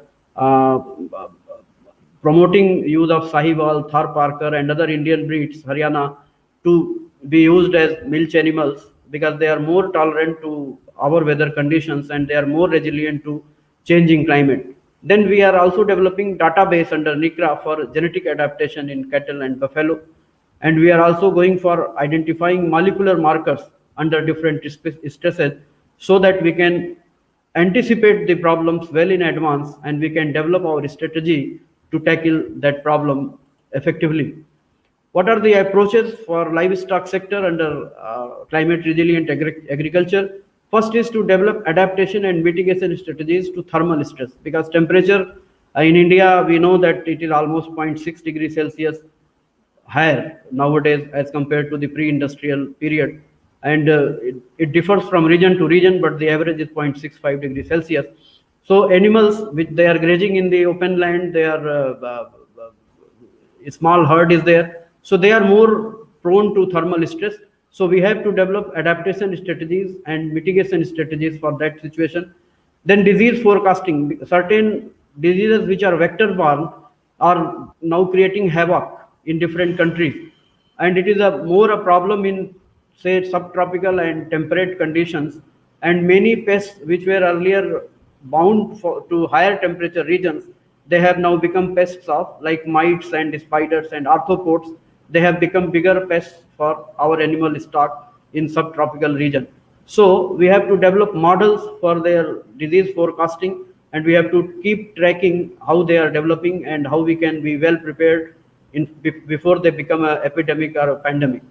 Then grazing and pasture management is very important, because we know in any animal husbandry practice, almost 66% of the total cost goes to feeding. So pasture management and grazing is very important, and we have to take good care of our pasture lands. We go for reseeding of our pasture lands, and we maintain their greenness so that our animals can graze on that. Then disease-resistant animals, that we need to breed disease-resistant animals, and then adaptation through switching of livestock species to agroforestry practices, or integrated approach to production of trees and animals. Because there is one example in Rajasthan, I think Khejri, the Prosopis jolifera is increasing. So we can just match that increasing area under prosopis with animal livestock, and Rajasthan is known for animal rearing. So if we match those two things, because this prosopis joliflora is increasing on its own, so by matching this livestock rearing and prosopis spread, we can tackle both the problems. And in fact, prosopis is now means they are worried that it may become an invasive species of weed to croplands also. So by involving animal husbandry, I think we can control the prosopis spread and we can enhance the productivity of animals. Then we can go for tree planting and other things. Next, please. Then I will touch a little on fisheries aspect also. See, in India or world over, the assessment of different models as far as fishery sector is concerned, that as far as marine fishery is concerned, there will be more severe impact in tropical areas. But subtropical areas like our country, there will be not much impact on marine fishery production. But the freshwater fishery will be badly affected because of the climate change. And under that situation, we need to be very careful because the size of the fish, as far as freshwater aquaculture is concerned, as well as marine fish is concerned, the size of the fish will go down. So our harvest will be reducing in the climate change scenario. So we must be ready with the technology that how we can enhance the size of our fish, that we are not going to face any loss of our fish production. And we need to be ready with vaccination, because certain new diseases are coming up because of increasing temperature and receding water level and receding oxygen in our marine water. So all these things we need to be very careful to make our fishery sector climate resilient. And another approach for climate resilient agriculture is that we have to develop climate resilient villages. And here, under climate resilient villages, we have to first enhance the climate literacy of our farmers. We need to make them aware कि क्या होने वाला है, climate change होगा तो हमें पानी को कैसे बचाना होगा, climate change होगा तो हमें जानवरों को कैसे बचाना होगा. So we have to make our farmers literate about the climate change and its impact. Then we have to introduce the climate resilient agricultural practices, and we have to link this with different government programs and schemes. And then we have to promote the combination of climate smart agricultural practices and technologies with the village needs. So this way we can develop the climate resilient villages. And for this we have to have different levels, and the different levels for interventions will be how the researchers will organize, then local organizations, policymakers and farmers, they have to work in unison, in tandem, and then they will collaborate, and based on their knowledge, accumulated knowledge, and based on the knowledge of the local conditions, we have to select the most appropriate technology for the productivity enhancement, income enhancement, and then we have to achieve the climate resilience to ensure food security, so that the food and nutrition, rather nutritious food, is available to all the sections of society at all the times, both in physical and financial terms. So there are certain studies, case studies, this I will not go, but still there are some challenges as far as climate smart agriculture is concerned. First thing is that intersections of food security, adaptations and migrations, they always occur in the context of region specific conditions and culture. So like we saw large scale migration of our laborers from cities to villages during this pandemic. So that created a lot of problem for food security, both at village level and at city level. So this food security and for different adaptation measures, still climate smart agriculture need to put some attention on that. Then it currently conceives the present concept of this climate smart agriculture is, it is implemented entirely to based on this farming practices, or the social sector, or the insurance schemes, or the seed thing, but it fails to recognize different players between different provisioning demand. like food, water, energy, material, and ecosystem services. So different departments, they have to brought on one platform so that they can work in tandem. I'm emphasizing this point again and again because still agriculture department is working differently, energy department is differently. So if all put together and they come in unison and they plan accordingly, then only the climate smart agriculture can work as an effective tool for bringing climate resilience. And this climate smart agriculture, it also fails to consider possible impacts of agriculture on other ecosystem services. So this need to be improved, in fact, in climate smart agriculture. Future recommendations, I can say that mechanism to reach large number of farmers, it has to be found out. And I just gave you an example of using information and communication technology for that. Then artificial intelligence also now we can put into use for that. And then information services like using mobile phones, radio and other mass media, it is being used, but we have to increase the scale of their adoption. And then well organized and broadly based farmer groups. Nowadays, small health, self-help groups and farmer producer organizations are working, but still their number is, I think, is quite small, and more number of farmer producer organizations and self-help groups need to be formed so that they can take up this climate smart agriculture adoption in their villages and make it climate resilient. Then policies that support secure land tenure for citizens and then farmer participation in science, this had to be increased. And government action to integrate climate considerations in all the agricultural investment plans. Like you can see the Kisan credit card, it was earlier for cultivation of crops only, now fishery and animal husbandry sector has also been added into that. Then crop insurance scheme. So government is doing it, but it needs to be again put in tandem with other activities to make it more effective, to bring climate resilient agriculture a reality in our country.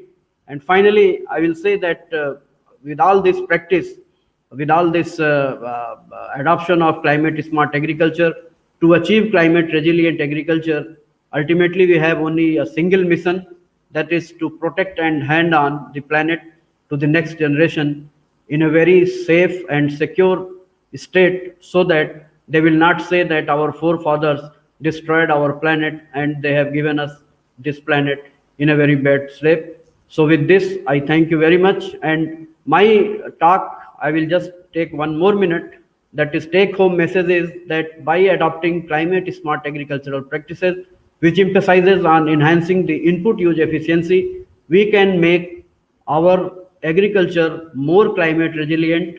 That will ensure food security, nutritional security, and livelihood security for our farmers at a very large scale, and that will further enhance their income and bring prosperity to the agriculture sector as well as to the nation.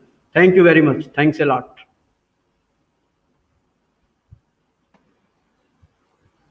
Thank you, Srivastava sir. Thank you, sir.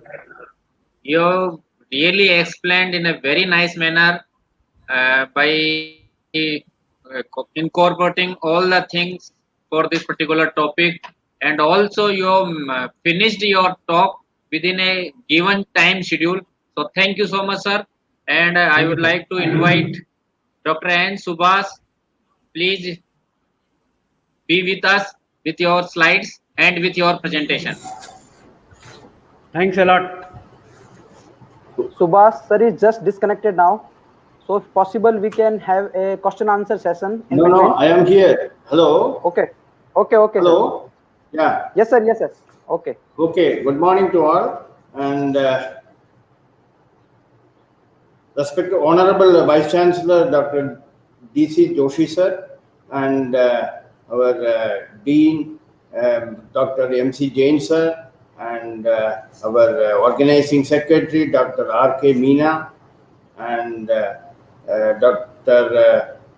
Baldev Ram, and Dr. Chairman Kumari Jordan, and our moderator Engineer Prashant Joshi, and my colleague Dr. T.K. Srivastava sir.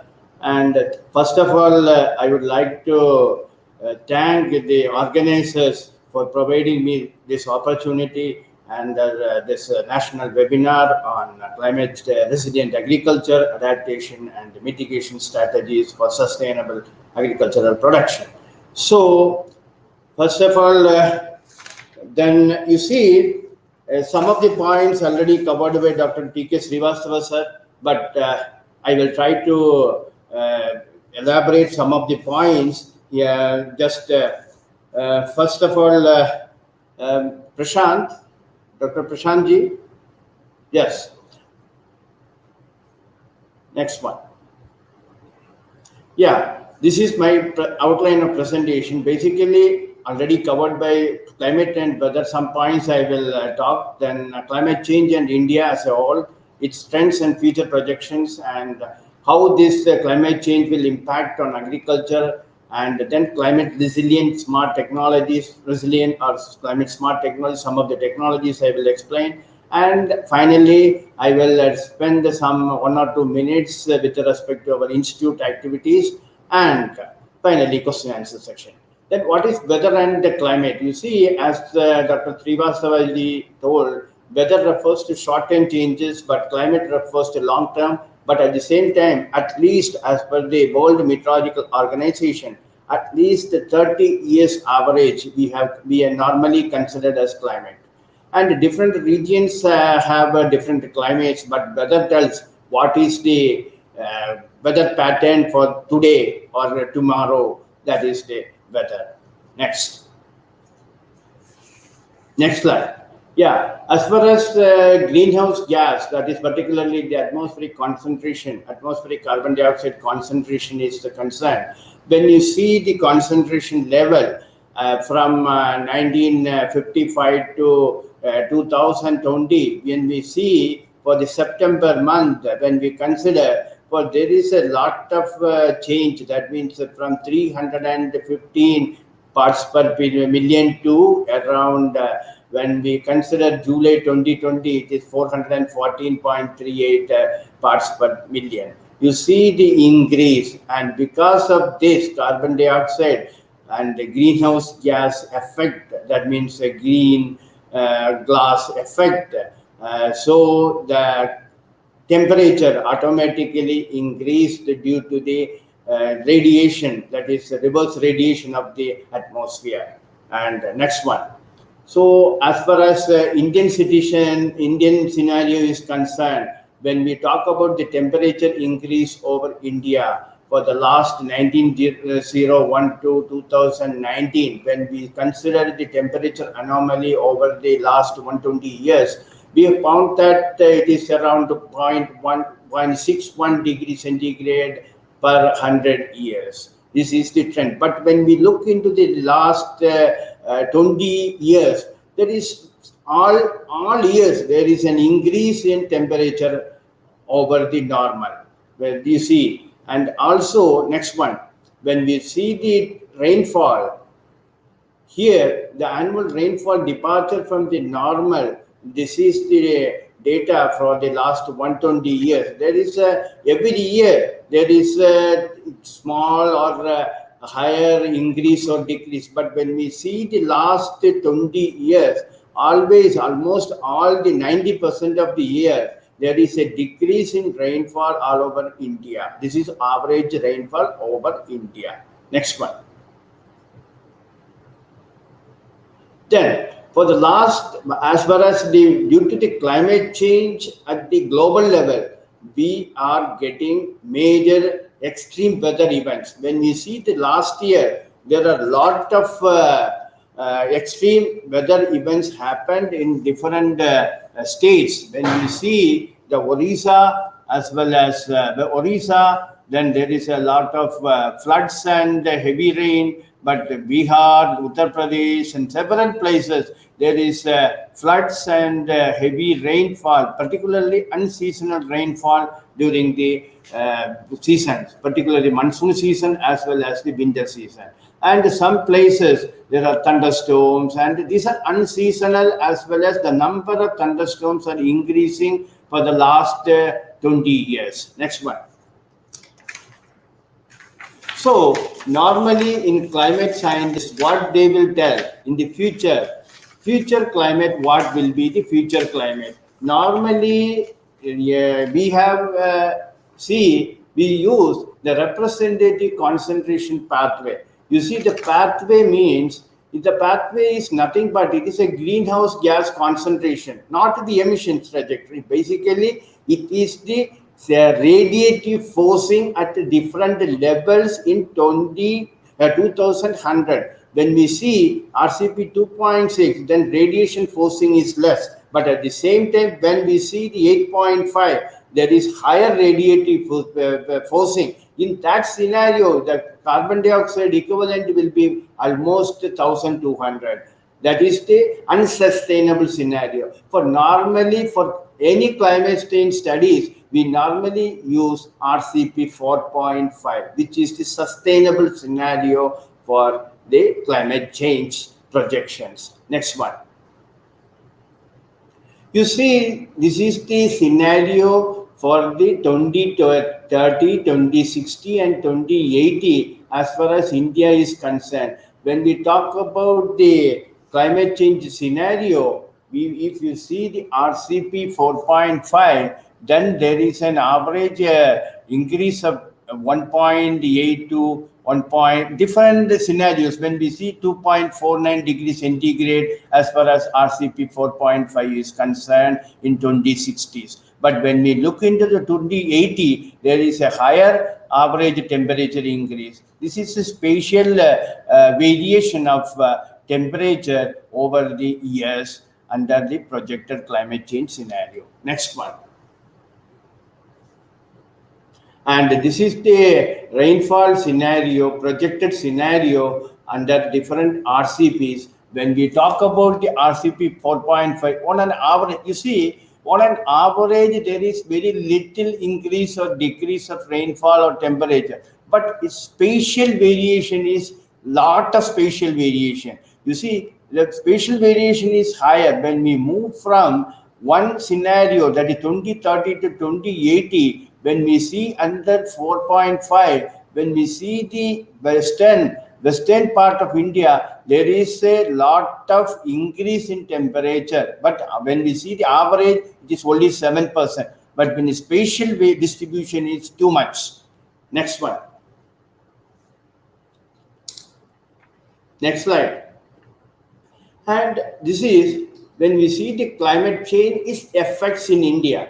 There is a large population, particularly living in rural areas, and more than 80% of our households are under small and marginal farmers, and poverty and unemployment, and highly almost more than 70% of the farm population solely dependent on agriculture, and we have the longest coastal line. And the majority of livelihoods are based on natural resources, and almost two-thirds of the area is under rainfed condition. And particularly the extreme climatic events, particularly drought, cyclone, temperature variation, and unseasonal rainfall, these are increasing in every year. Next one.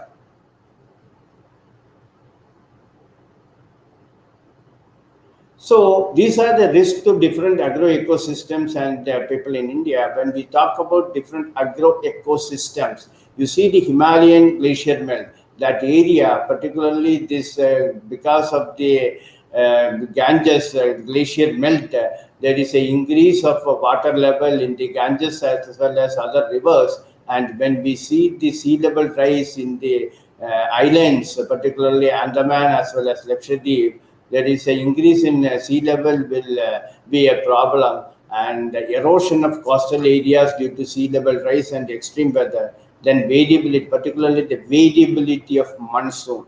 You see the rainfall events, particularly rainfall events during the monsoon season is increasing day by day. Day by day means year by year. Next one. So how this will affect the agriculture? You see the high temperature means less moisture, then more soil loss, particularly due to the heavy wind and due to dust and desertification. Then degraded lands, forests lose their productive capacity and the ability to sequester more carbon, because you see the carbon is another main aspect as far as agriculture is concerned. Then climate change lead to erratic weather, as I told. Then smallholder and landless laborers, those whose livelihoods depend on land, water, forests, which are they are the most affected persons. Next one. Then you see how we have calculated this greenhouse gas emission as well as the energy, the how it will affect this. You see, there is, while agriculture produces GHGs also, about 17% of the GHG from agriculture, then after energy sector as well as industry sector. Methane emissions from paddy fields and livestock, then nitrous oxide from fertilizer use, then carbon dioxide from crop residue burning, particularly during the wheat season, then ploughing and tilling, land releases soil carbon, then excessive use of agrochemicals kills soil biota. Particularly, you see in the last 2 days back, Prime Minister himself asked the farmers, you should reduce your use of urea. If you are using 6 bags, you try to use only 4 bags. And use other organic fertilizer or crop residues in place of urea for soil health. Then slash and burn systems release greenhouse gases. Then soil erosion. Soil is lost 100 times faster than it is formed in plowed fields. You see, most of the time we will talk about NPK only. For the last meeting, I think our world food prize winner, Dr. Ratanlal, in his speech, he introduced a new concept, carbon NPK. That means CNPK. We have to see in every aspect. That means CNPK we need to see in future agriculture. Next one. You see the yield, how the yield, that means how this climate change will affect the yield level. When we talk about the wheat, the yield will be around 10 to 20% reduction in future climate, particularly 2050 under 4.5 RCP. This is the entire Indian scenario. When we talk about next one, other crops like potato, when we see the potato, the different districts under Punjab as well as some of the places, you see under base, when we compare the baseline data with the 2030, without adaptation, there is around 2.1 increase of yield. But when we see, if you put some adaptation packages, mainly management practices, then we can increase the yield by 12.6%. But at the same time, when we see the 2050, then without adaptation, there will be a yield reduction of 3%, but we can make the yield under positive condition with some of the adaptation packages. Next. You see, actually, you see the global climate change. We are talking about globally as well as at the national level.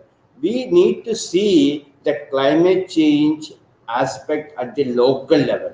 You see, when you talk about the local level, we have conducted a study under Meerut district. We found that there is a maximum temperature increase of 1.5 to 3 degree.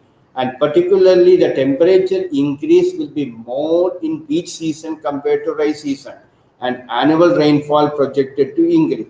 What will be the impact of these to the rice as well as wheat farmers? When there is a yield decline of rice by 12%, whereas the yield of wheat will be declined by 24%. But next one. You see, because we have considered, this is farm, we have considered the yield of rice and wheat, but farmers as a household, they have other crops also. When we compute the impact of climate change on the household level, you see 74% of the farms under vulnerable to climate change situation. Here what we did is we have used climate, crop as well as socio-economic models to study the integrated assessment of climate change impact at the household level, because that is very much important, because everything depends on socio-economic condition as well as the resource availability of with the farmers. That is the main issue. Yes, these are the impact at the national level or at this local level, but everything depends upon the resource availability with the farmers.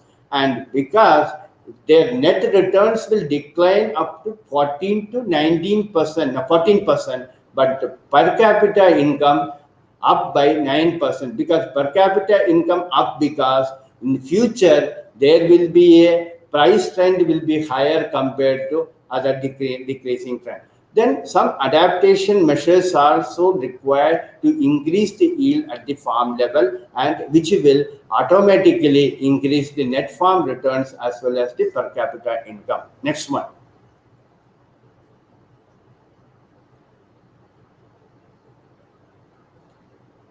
Next slide.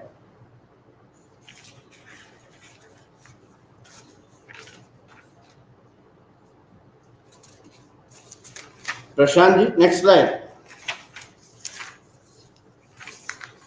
So, yes sir.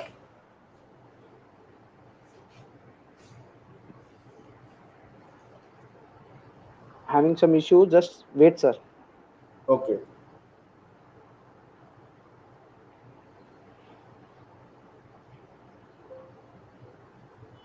Previous one. Previous.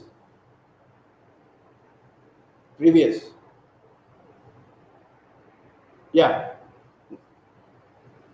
Yeah, when we talk about the vulnerability of climate change, you see, in future also there may be sustainable as well as the unsustainable pathways will be there. Because in the future also, how we can tell the future that it may be sustainable, it may be unsustainable.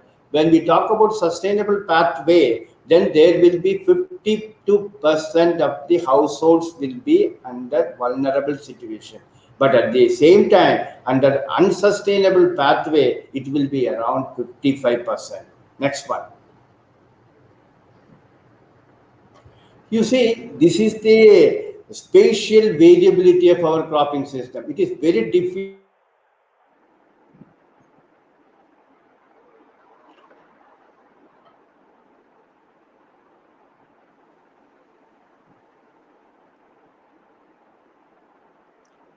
Subash sir, can you hear us?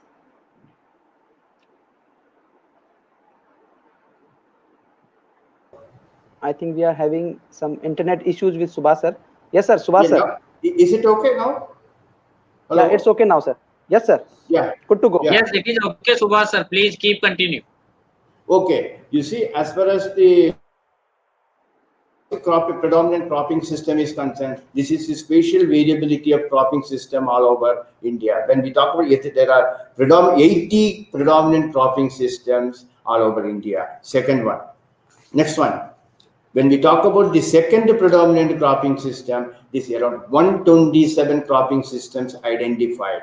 So it is very difficult as well as very complex situation to study the impact of climate change on cropping system as well as agricultural productivity, and thereby identifying site-specific adaptation as well as mitigation strategies. Next one. This is the 140 cropping systems identified as a third predominant cropping system. Next one. This is just for the change of area for the last 50 years over India. We positive, some crops there is a positive change, as well as some crops there is a negative change in the area. Next one. Next 2-3 slides you can skip. Next. You see, the global concept of 3 seconds. Please wait. Okay. The global concept of sustainable agriculture. You see, everybody will talk about sustainable agriculture. How it will be sustainable?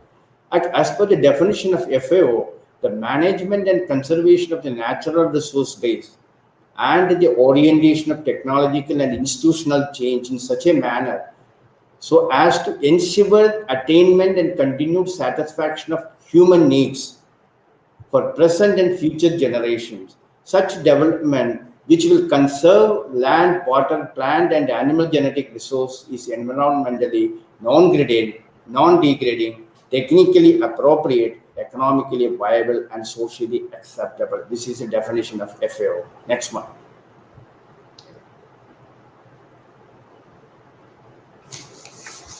So, most of the time, what we will do is there is some mixing up of adaptation as well as the mitigation strategies. This is the difference between adaptation and mitigation. When we talk about the adaptation, it is a strategy for adapting to climate change, but it is mitigation means reducing the impact. For reducing the impact, we will use the mitigation mode. And for adaptation, it is appropriate measure to prevent the effect of climate change, and at the same time mitigation, it reduces the emission of GHGs. And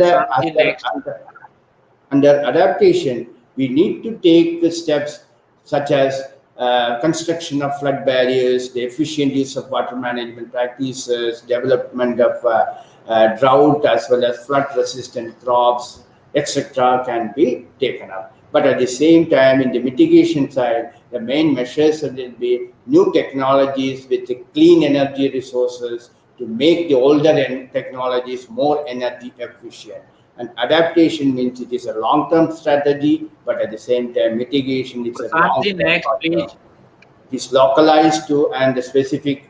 And adaptation and its components. When we talk about adaptation components, basically we need to a participatory approach to be there. That means stakeholders engagement from the starting point to end point, so that the adaptation strategy will be successful. Otherwise, so we will tell something and farmers will not adopt it, then what is the use of that? Then stakeholder engagement, stakeholder means at a different level. That means from the farmer, then developmental officials, researchers, policy workers, everybody should be involved in this adaptation mechanism. Then observations of climate and non-climate variables, assessment, previous one, assessment, and climate impact and vulnerability, and planning and implementation, monitoring and evaluation. These are the adaptation component. Next one. There are several projects running in India. One is National Action Plan. Every state have a National Action Plan to mitigate the climate change. Then preparation of state action plans. And we have several programs also, National Water Mission and National Mission on Sustainable Agriculture, Himalayan Ecosystem, then capacity building and knowledge and management. And the next one. And these are the some of the adaptation actions. When we see, we need scientific and climate compatible crop cultivation is very much essential. That means we need to see what is going on in a particular village level or district level, whether any changes in the climatic pattern. Accordingly, we need to make the crop pattern or cropping plan accordingly. Then improvement of water security. Everywhere we are using field-to-field irrigation, there is a loss of 45% of water without going to the field. So we need to reduce and we need to increase the water use efficiency. Then water budgeting. Water budgeting, we need to use water judiciously. Suppose plant is required water, we need to give water. Otherwise, there is no need for water. Most of the time, what is happening is, suppose we are giving water irresponsibility. We are giving more water to the plant so that we will get more yield, but nothing will happen. Next one. Then crop advisory for the local community.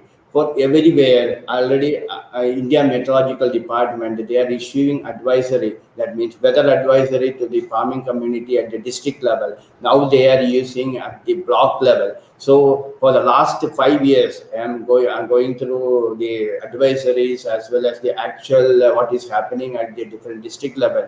For the last 5 years, almost more than 80%, there is the advisories are almost the same compared to the observed situation. Now we are getting good advisories because of the high computing power we have at the India Meteorological Department. Then almost several tank irrigations are there. We have to rejuvenate all these things for the proper maintenance and the proper irrigation facilities. Next one. Next one. Then adaptation actions at the crop, this livestock component, promotion of climate smart indigenous breed, and the development of climate resilient cattle sheds and fodder management. We need to see the things, because for emission, that means methane emission from the livestock component, we can reduce the methane emission from the livestock component almost 20 to 30% by adopting suitable fodder or fodder management system. Next one. And advisories in most of the places at the district level or at the village level, we have IMD as well as the under NICRA. They have installed the weather automatic weather stations to get the in situ weather parameters instantly. For using this, we can produce agro advisories. Next one. So, previous one. Why we need the climate resilient pathways? Again, then we will come to climate resilient for sustainable development. You see, the sustainable development requires managing many threats and risks, including climate change. Climate change is a growing threat to development. Sustainability will be more difficult to achieve for many location system population unless development pathways are pursued that are resilient to the effect of climate change. Next one. Actually, for we have what we did is using, we have, suppose you have the data set, we have used our long-term experimental data of 25 years from different locations, 25 sites. We studied how the carbon changed under different management practices, under different different cropping system like rice, wheat, pearl millet, and wheat cropping systems under different agroecological zones. Here what we did is we have related under different management practices, like we have conducted experiment for 12 management practices. That means 12 management practices with recommended use of fertilizer, then use of FIM, then crop residue, green manuring. Using that, we have identified climate resilient management practices, that is site specific management practices for different cropping systems. Next one. For example, under pearl mill, next one. Under pearl millet wheat cropping system, we have identified some of the management practices, basically the integrated nutrient management practices for different agroecological zones, which can sustain under extreme climatic condition without affecting the yield level drastically. You see, for the example, for the site Sardar Kushinagar, the primary, we have identified a management practice like 50% NPK through chemical fertilizer and 50% of the nitrogen through FIM.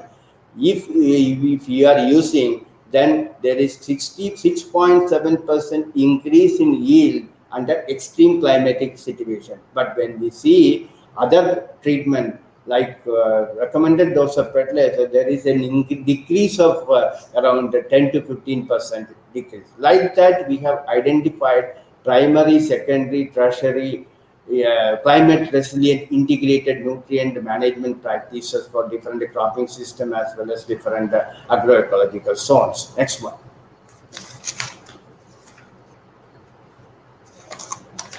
Next one. Yes, sir. Just wait, sir.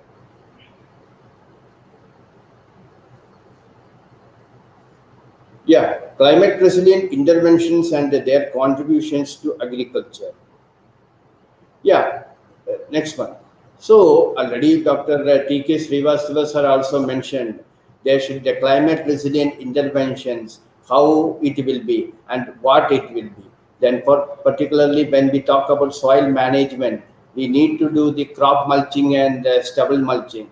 It will protect against runoff and erosion. It will reduces the temperature extremes and it will weaken it will reduce the direct evaporation from the soil.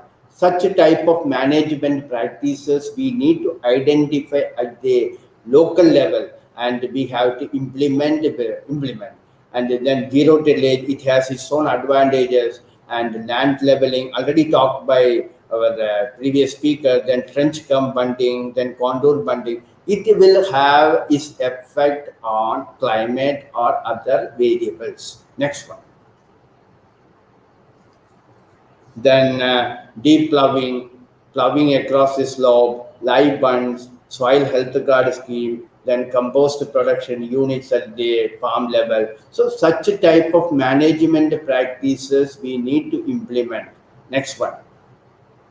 As far as water management is concerned, the farm ponds, because under NICRA project, they have constructed a lot of farm ponds in the farmers village and it will be a supportive irrigation to the crops as and when required and particularly in the rainfed situation and also the percolation ponds, it will reduce the velocity of water flowing in the downstreams and also water storage as well as the harvesting structures to collect the runoff rainwater and ensure the availability of water during the summer or as well as the water sensitive phases of the crop. Also micro irrigation. You see, we have conducted an experiment at our level here in the sugarcane field.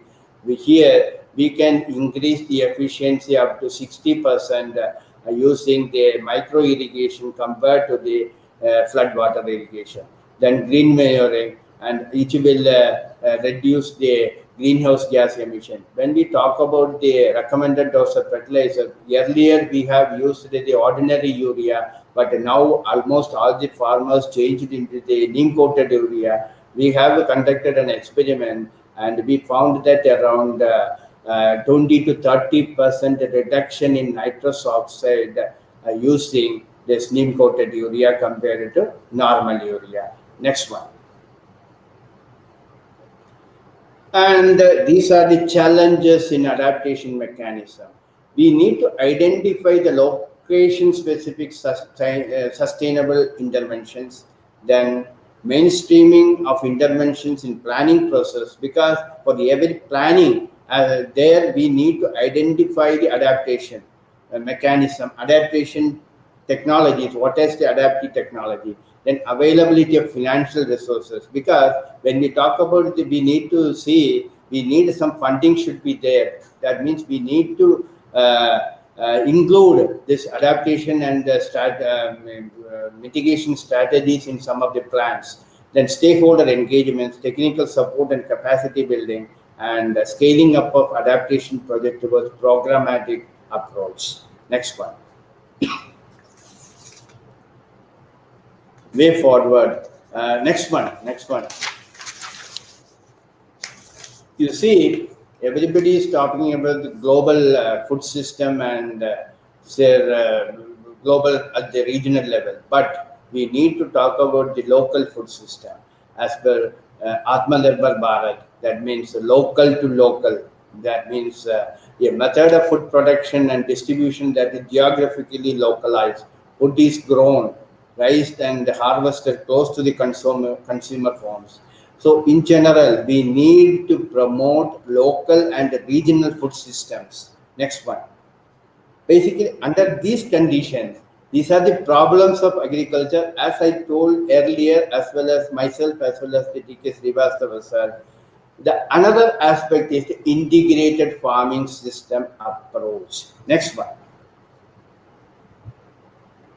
You see, what is integrated farming system approach? We need to resource management strategy to achieve economic and sustainable agricultural production. We see, you see, the basic concept is we need to see the involvement of different components and in the farming system and meet the diverse requirement of the farm household. Suppose one family is there, farm family, the household, that is 5-member family is there.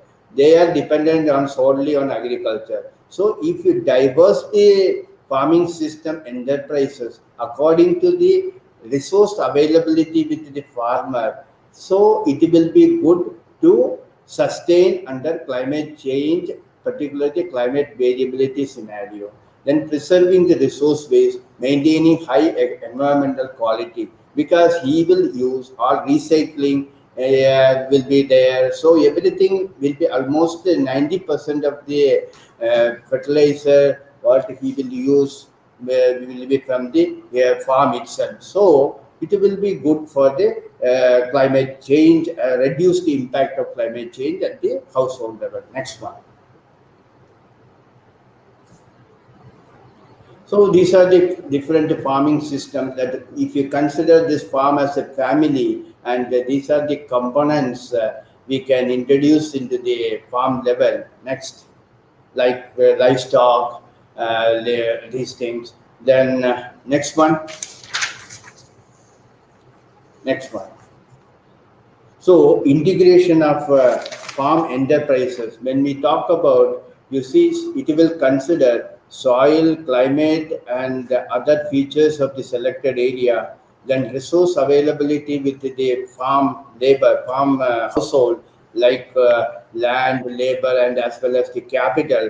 Then present level of utilization of resources, economics of proposed integrated farming system, then managerial skill of the farmers. Everything should be considered to identify the farming system for that particular locality or for the household. Next. So just I will 1 minute I will talk with talk about our institute. These are, we have our institute, we have around 74 centers located all over India. We are doing on station as well as on farm research on integrated farming system under our research network in all 15 agroclimatic zones throughout India. Next one. And under another scheme on All India Network Project on Organic Farming, we are also doing research on identification of package of practices for organic farming under different centers. We have 20 centers all over 16 states and covering 10 agroclimatic zones. We are doing identifying different management practices as well as the cropping systems we are identifying for each location. Next. And this is an example of one integrated farming system. This is the prototype of the integrated farming system for 1.5 hectare land. And this is the combination of crop, dairy, horticulture, and fishery plus mushroom. These 5 enterprises, when we use these 5 enterprises for 1.5 hectare, the yield level, you see the net income, we can increase, you see, existing farming system is crop and dairy. When we talk about the integrated and improved farming system, we can increase almost 1 lakh net income. That is the increase, and also the saving of a fertilizer due to recycling. When we see the urea, SSP, and MOP, this much value we are getting from the recycling. This type of farming system is more suitable under climate change project scenario. Next one. This is for our region, Western UP. And another one is horticulture-based farming system. Here the main components, fruits, vegetables, field crops, and fish system. And here when we talk about this, here the net income, earlier it was sugarcane dairy system. Here whole farmers are getting only 1.6 lakhs. But after the introduction of this integrated farming system, he can produce a net income of around 2.45 lakhs. So that this much increase we can get, and we can double the income using integrated farming system. As well as here different components are there. Suppose in 1 year there is a climate variability or unseasonal rainfall, you will get some income from the other component, so that your livelihood can be sustained, as well as you will get some income. This is the beauty of the integrated farming system. This is the future for agriculture, integrated farming system. Next one. Thank you for listening.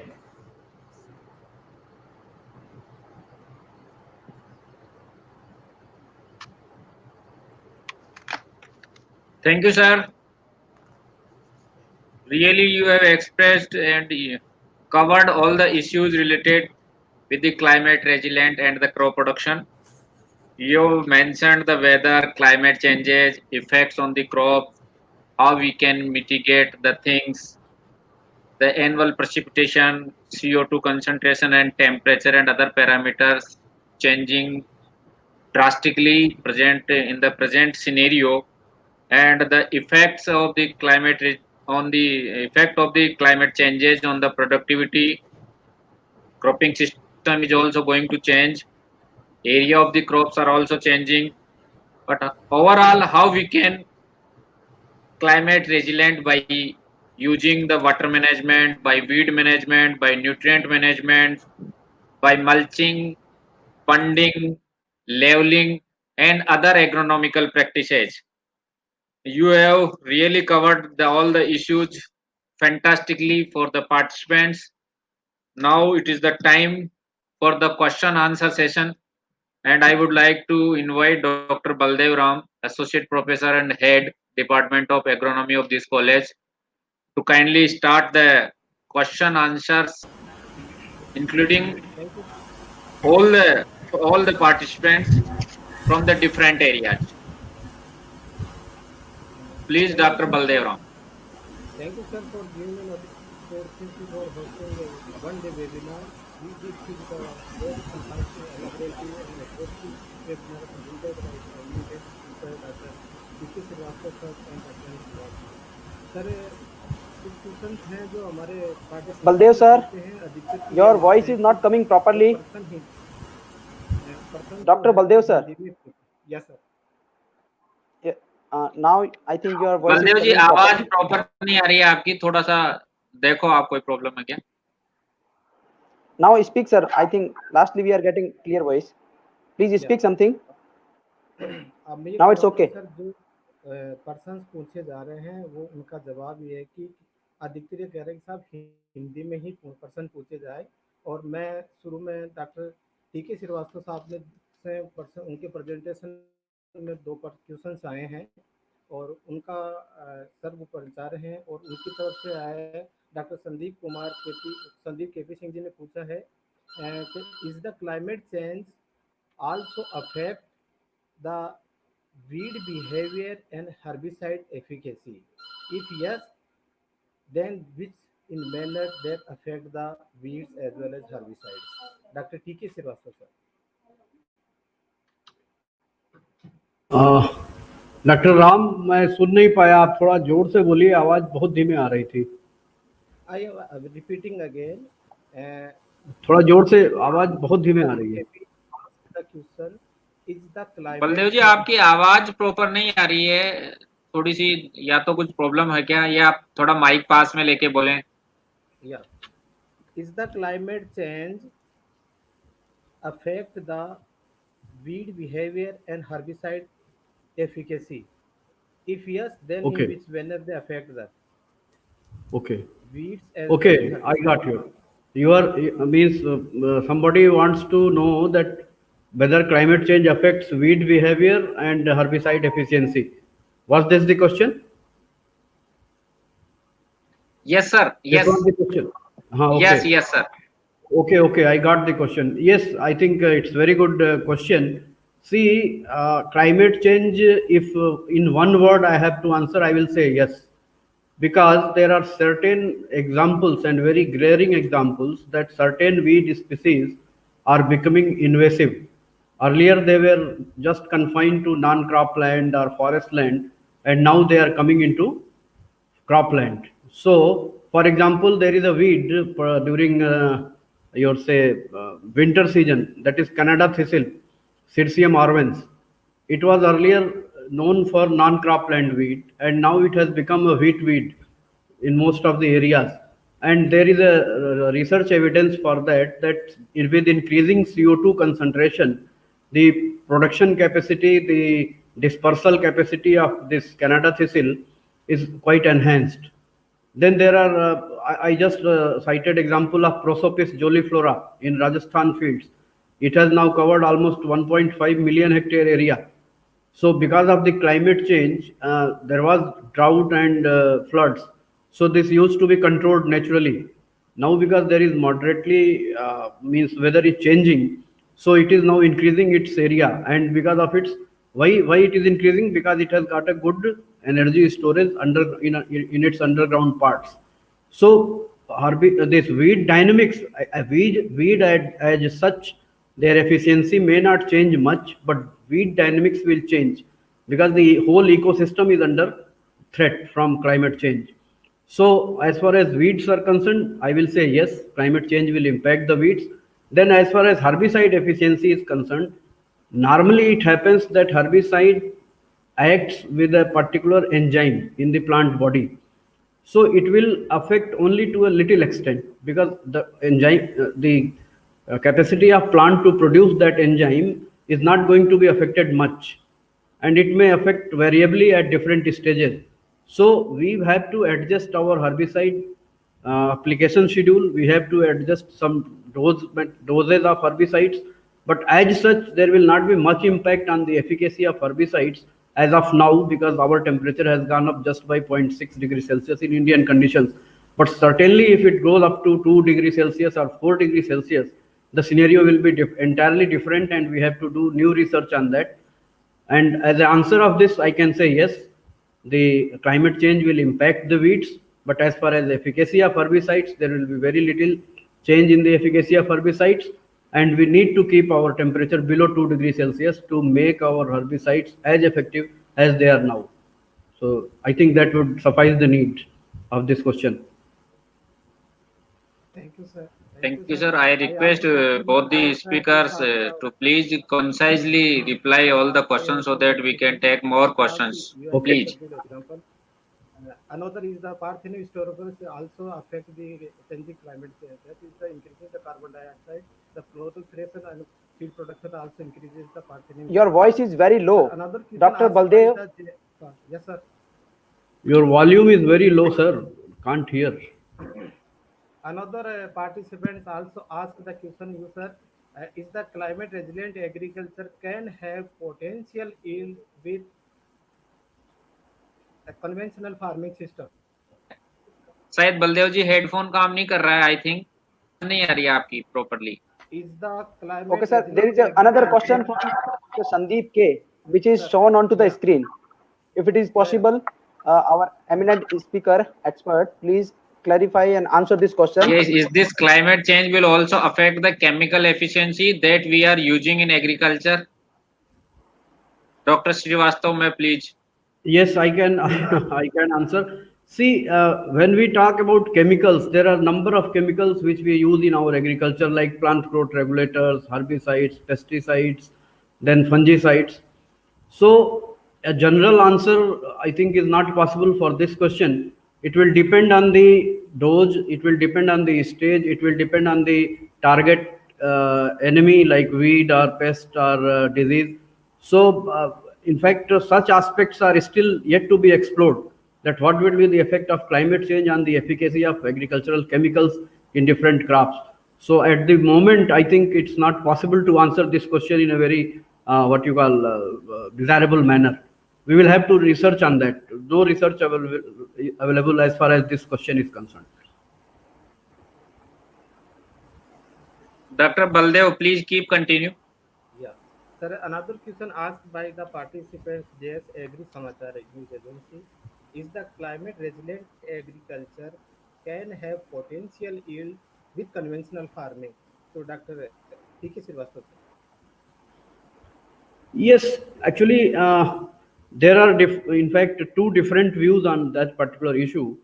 See, what we say when we say our conventional farming, if we say that present day farming as conventional farming, then naturally all our efforts are there to make this conventional farming more resilient. And why we are talking to make it more resilient? Because climate is going to impact it adversely.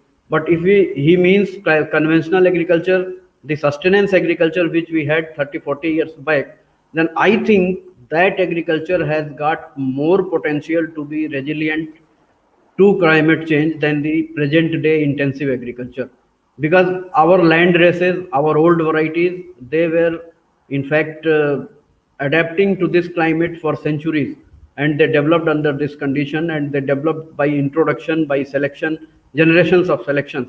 So they are more resilient, and the animal breeds as well as the native fish breeds, so they are more resilient to our climate, and the changing climate they will be more resilient. But the present day intensive agriculture is under really great threat, because we have now relied on 4-5 varieties, 4-5 genes, and so our genetic base has got narrow, and because of this narrow genetic base, there is a more chance that the climate change will impact our productivity of this conventional agriculture which we adopt today, the present day scenario. Thank you. Thank you, sir. Thank you, sir. Thank you. Another question asked by Sandeep KV and to Dr. N. Subhas, is the climate change benefit to C3 crops? Is temperature and carbon dioxide level rising also affect the crop productivity? Is this climate change benefit to C3 crops as temperature and CO2 level is rising affect the crop productivity? Dr. N. Subhas, sir. Dr. N. Subash, you are clear about the question? Your speaker is Sir, muted, sir. someone is asking, the C3 plant will be benefited by the climate change as the temperature as well as the CO2 concentration is rising. Will they benefit by the concentration of CO2 or the temperature? Mic is off, sir. Your mic is muted, sir. Swaz, sir. Yeah, okay. Is it audible? Okay. Yeah, actually, you see, in C3 crops, suppose if you are increasing the temperature and side by side you are increasing the carbon dioxide. Suppose if both are increasing, that means simultaneous effects will be there. That means for some level, it is okay. It will be good for the productivity. But at the same time, if you increase a level, it is more than some, suppose 10% or 20%, if both are increasing, then the yield level will be declined. This is the answer. Because you see, we have conducted some of the experiments using the open top chamber as well as the simulation modeling. We found that at some level it is okay. After some level, it will be, that yield will be declined.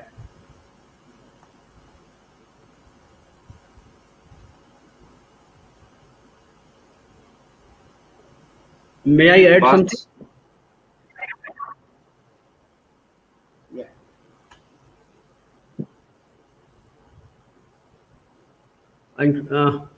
Actually, I just wanted to add what Dr. Subhas was telling, that there are certain C3 like rice and other crops and there is a report of CO2 fertilization effect.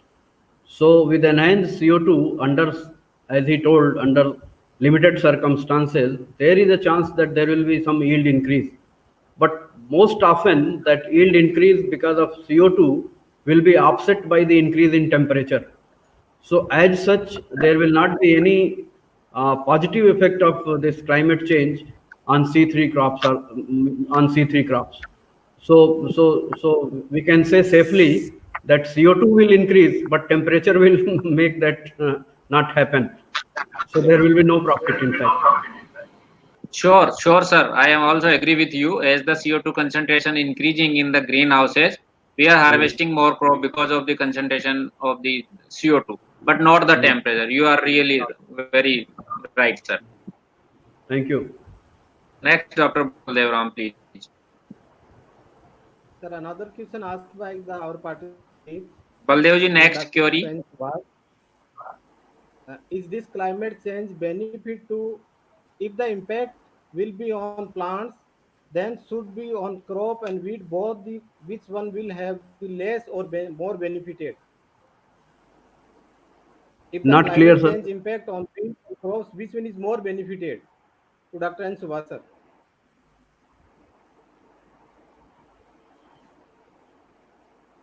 If we see the effect of climate change on weeds as well as on crops, Climate change impact on?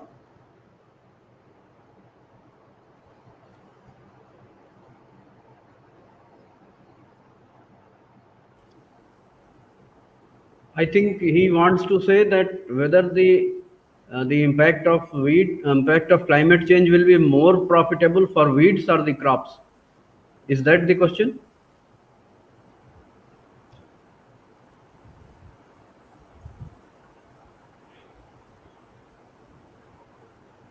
Baldev sir, please repeat the question. if the impact will be on plants than the weeds, which is more benefited by the changing climate change, either weeds or the crop? Okay, Subhas. Climate change is more beneficial to wheat. Yes, sir. Which one Weeds. is weed or crop is more benefited to the climate change? You see, the climate change is more benefited to the crop or weeds. That is the question, isn't it? Yes, sir, exactly. You see, anyway, whatever it is, what is weed? It is an unwanted thing anyway. So, crop, when we talk about crop, the climate change automatically, it will adversely affect the crop, definitely.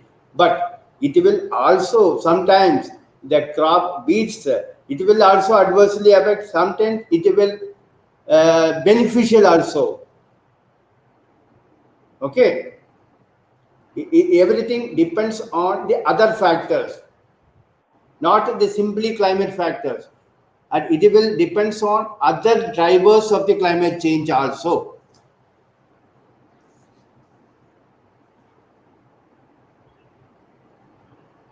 Thank you, sir. Thank you, sir. May I go to Engineer Prasant Joshi ji for the next proceedings? Yes, sir. There is another question from N. Kumodamo from the Nagaland. So he's asking that which will be the best IFS model for hill ecosystem, particularly for Nagaland. So if we can answer this question, sir. Yeah, actually at the Nagaland, that means for the northeastern region, we have identified different cropping system, different farming system, IFS models. As per the prototype model, we have identified, particularly in the northeastern region, we have identified crop plus livestock plus the fishery system we have identified, and we are promoting them.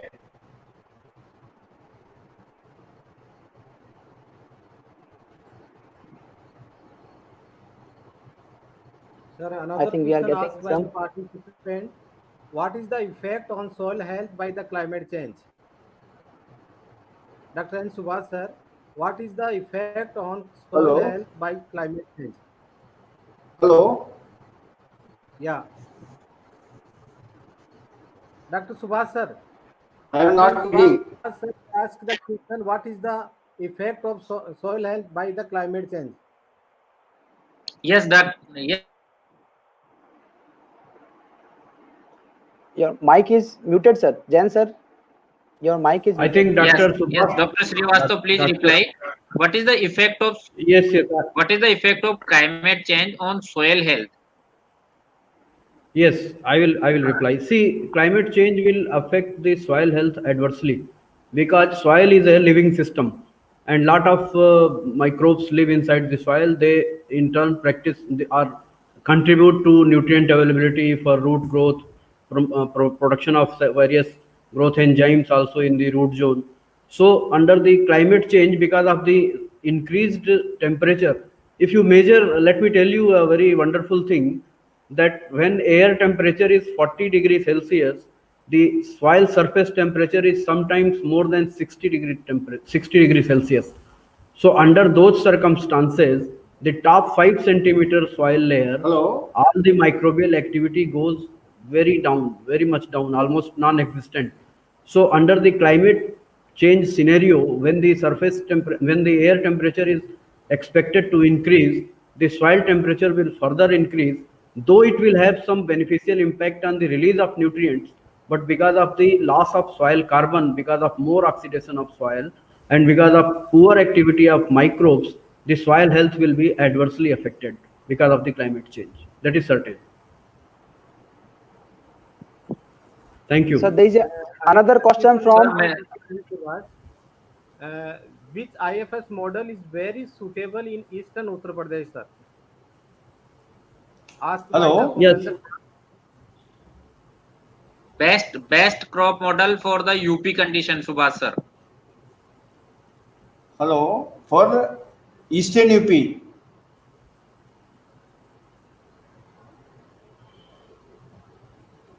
Eastern UP condition. What is the best cropping model for the Eastern UP condition, Subhash sir? Okay.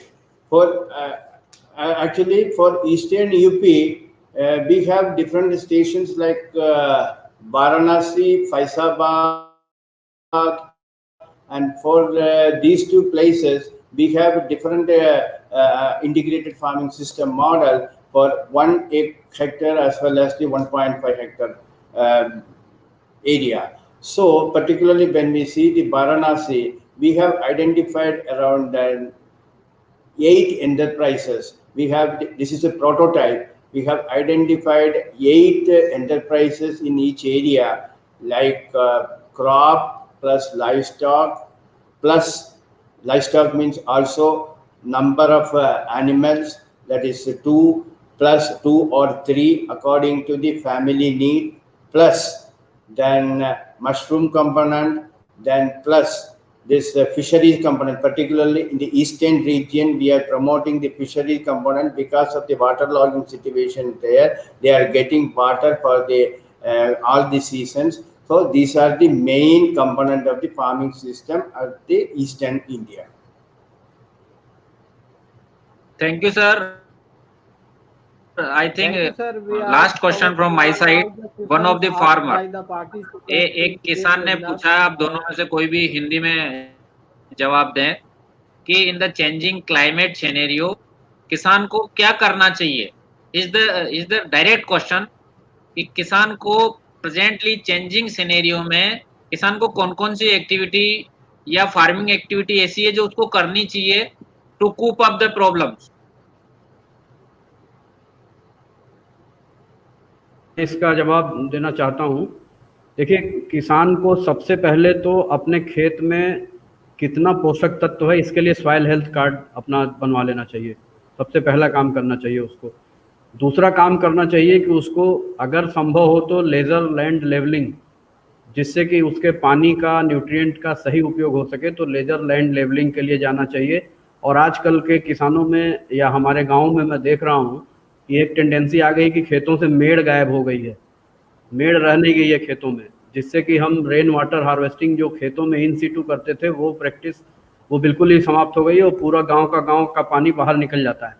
तो किसानों को अपनी soil health card बनवाना चाहिए, laser labelling करवाना चाहिए, मेड़बंदी करनी चाहिए। ये तो 3 काम तुरंत करना चाहिए। उसके बाद उनको ये देखना चाहिए कि कौन कौन से फसलों के नए बीज और वैरायटीज़ उनके क्षेत्र के लिए संस्तुत की गई हैं, उनकी व्यवस्था कैसे होगी, उसका उनको समुचित रूप से पालन करना चाहिए। फिर उनको वर्मी कंपोस्टिंग और हरी खाद, इन चीज़ों को ध्यान रखना चाहिए। अपने जो फसलों के अवशेष हैं उनको कैसे हम मिट्टी में अपने रोक सकते हैं, उसकी व्यवस्था करनी चाहिए। और उसके बाद अधिक से अधिक पानी बचाने पर ध्यान देना चाहिए। और अगर उनको ज़्यादा दूर वाली, मतलब जो वाइडर रो स्पेसिंग वाली क्रॉप्स हैं, जैसे गन्ने की खेती कर रहे हैं, ऑर्चर्ड्स की खेती कर रहे हैं, सब्जियों की खेती कर रहे हैं, तो उनको ड्रिप इरिगेशन का जो है अपनाना चाहिए। और तीसरी बात, उनको जो वो खाद और उर्वरक देते हैं उसको जो किस किस अवस्था में देना चाहिए, ये जो अपना लोकल कृषि विज्ञान केंद्र है उससे संपर्क करके उसके बारे में जानकारी लेनी चाहिए। और फिर सबसे ज़रूरी चीज़ कि किस चीज़ का बाज़ार उनके क्षेत्र में उपलब्ध है, उसकी जानकारी लेकर उन फसलों की खेती करें। जो तरीका मैंने बताया उनको अपनाकर, तो वो जो वातावरण में, जो जलवायु में परिवर्तन हो रहा है, उसके जो बुरे प्रभाव हैं उनसे काफ़ी हद तक बच सकते हैं। अभी तो हम इतना ही बता सकते हैं, इतने कम समय में इतना ही बताया जा सकता है। धन्यवाद। थैंक यू सर, आपने बहुत सारी चीजें किसानों के हितार्थ बताई कि वाटर कंजर्वेशन किया जाए, वर्षा के जी, और chemical fertiliser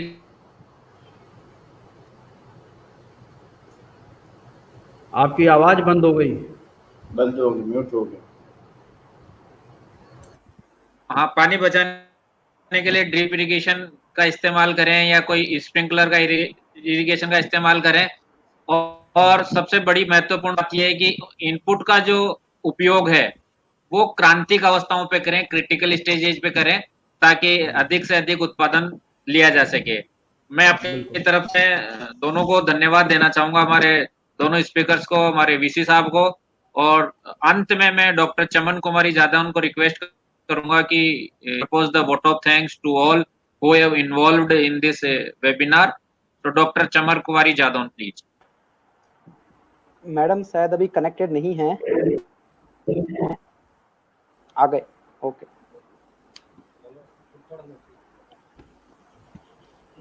Good afternoon. On behalf of Dean College of आपका माइक ऑफ है मैडम, माइक नहीं चल रहा है शायद आपका। It's okay.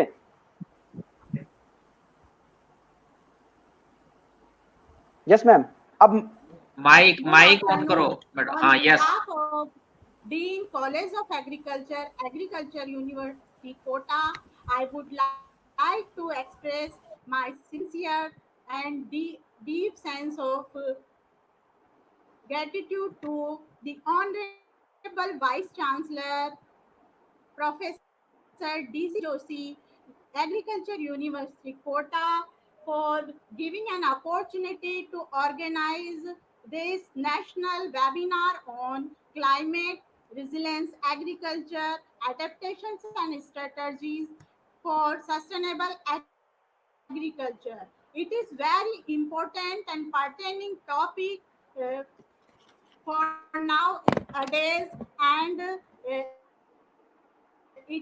it's very important. Climate change affects the crop productivity and crop production. I am highly thankful to our speakers, Dr. T.K. Srivastava, Principal Scientist, Indian Institute of Sugarcane Research, Lucknow, and Dr. N. Subhash, Principal Scientist, Agriculture Meteorology, Indian Institute of Farming System Research, Modipuram, Meerut, for giving a very elaborative, informative, and relevant issues of current problem faced by the farmers, and how we can overcome these problems or issues through suggestive measure.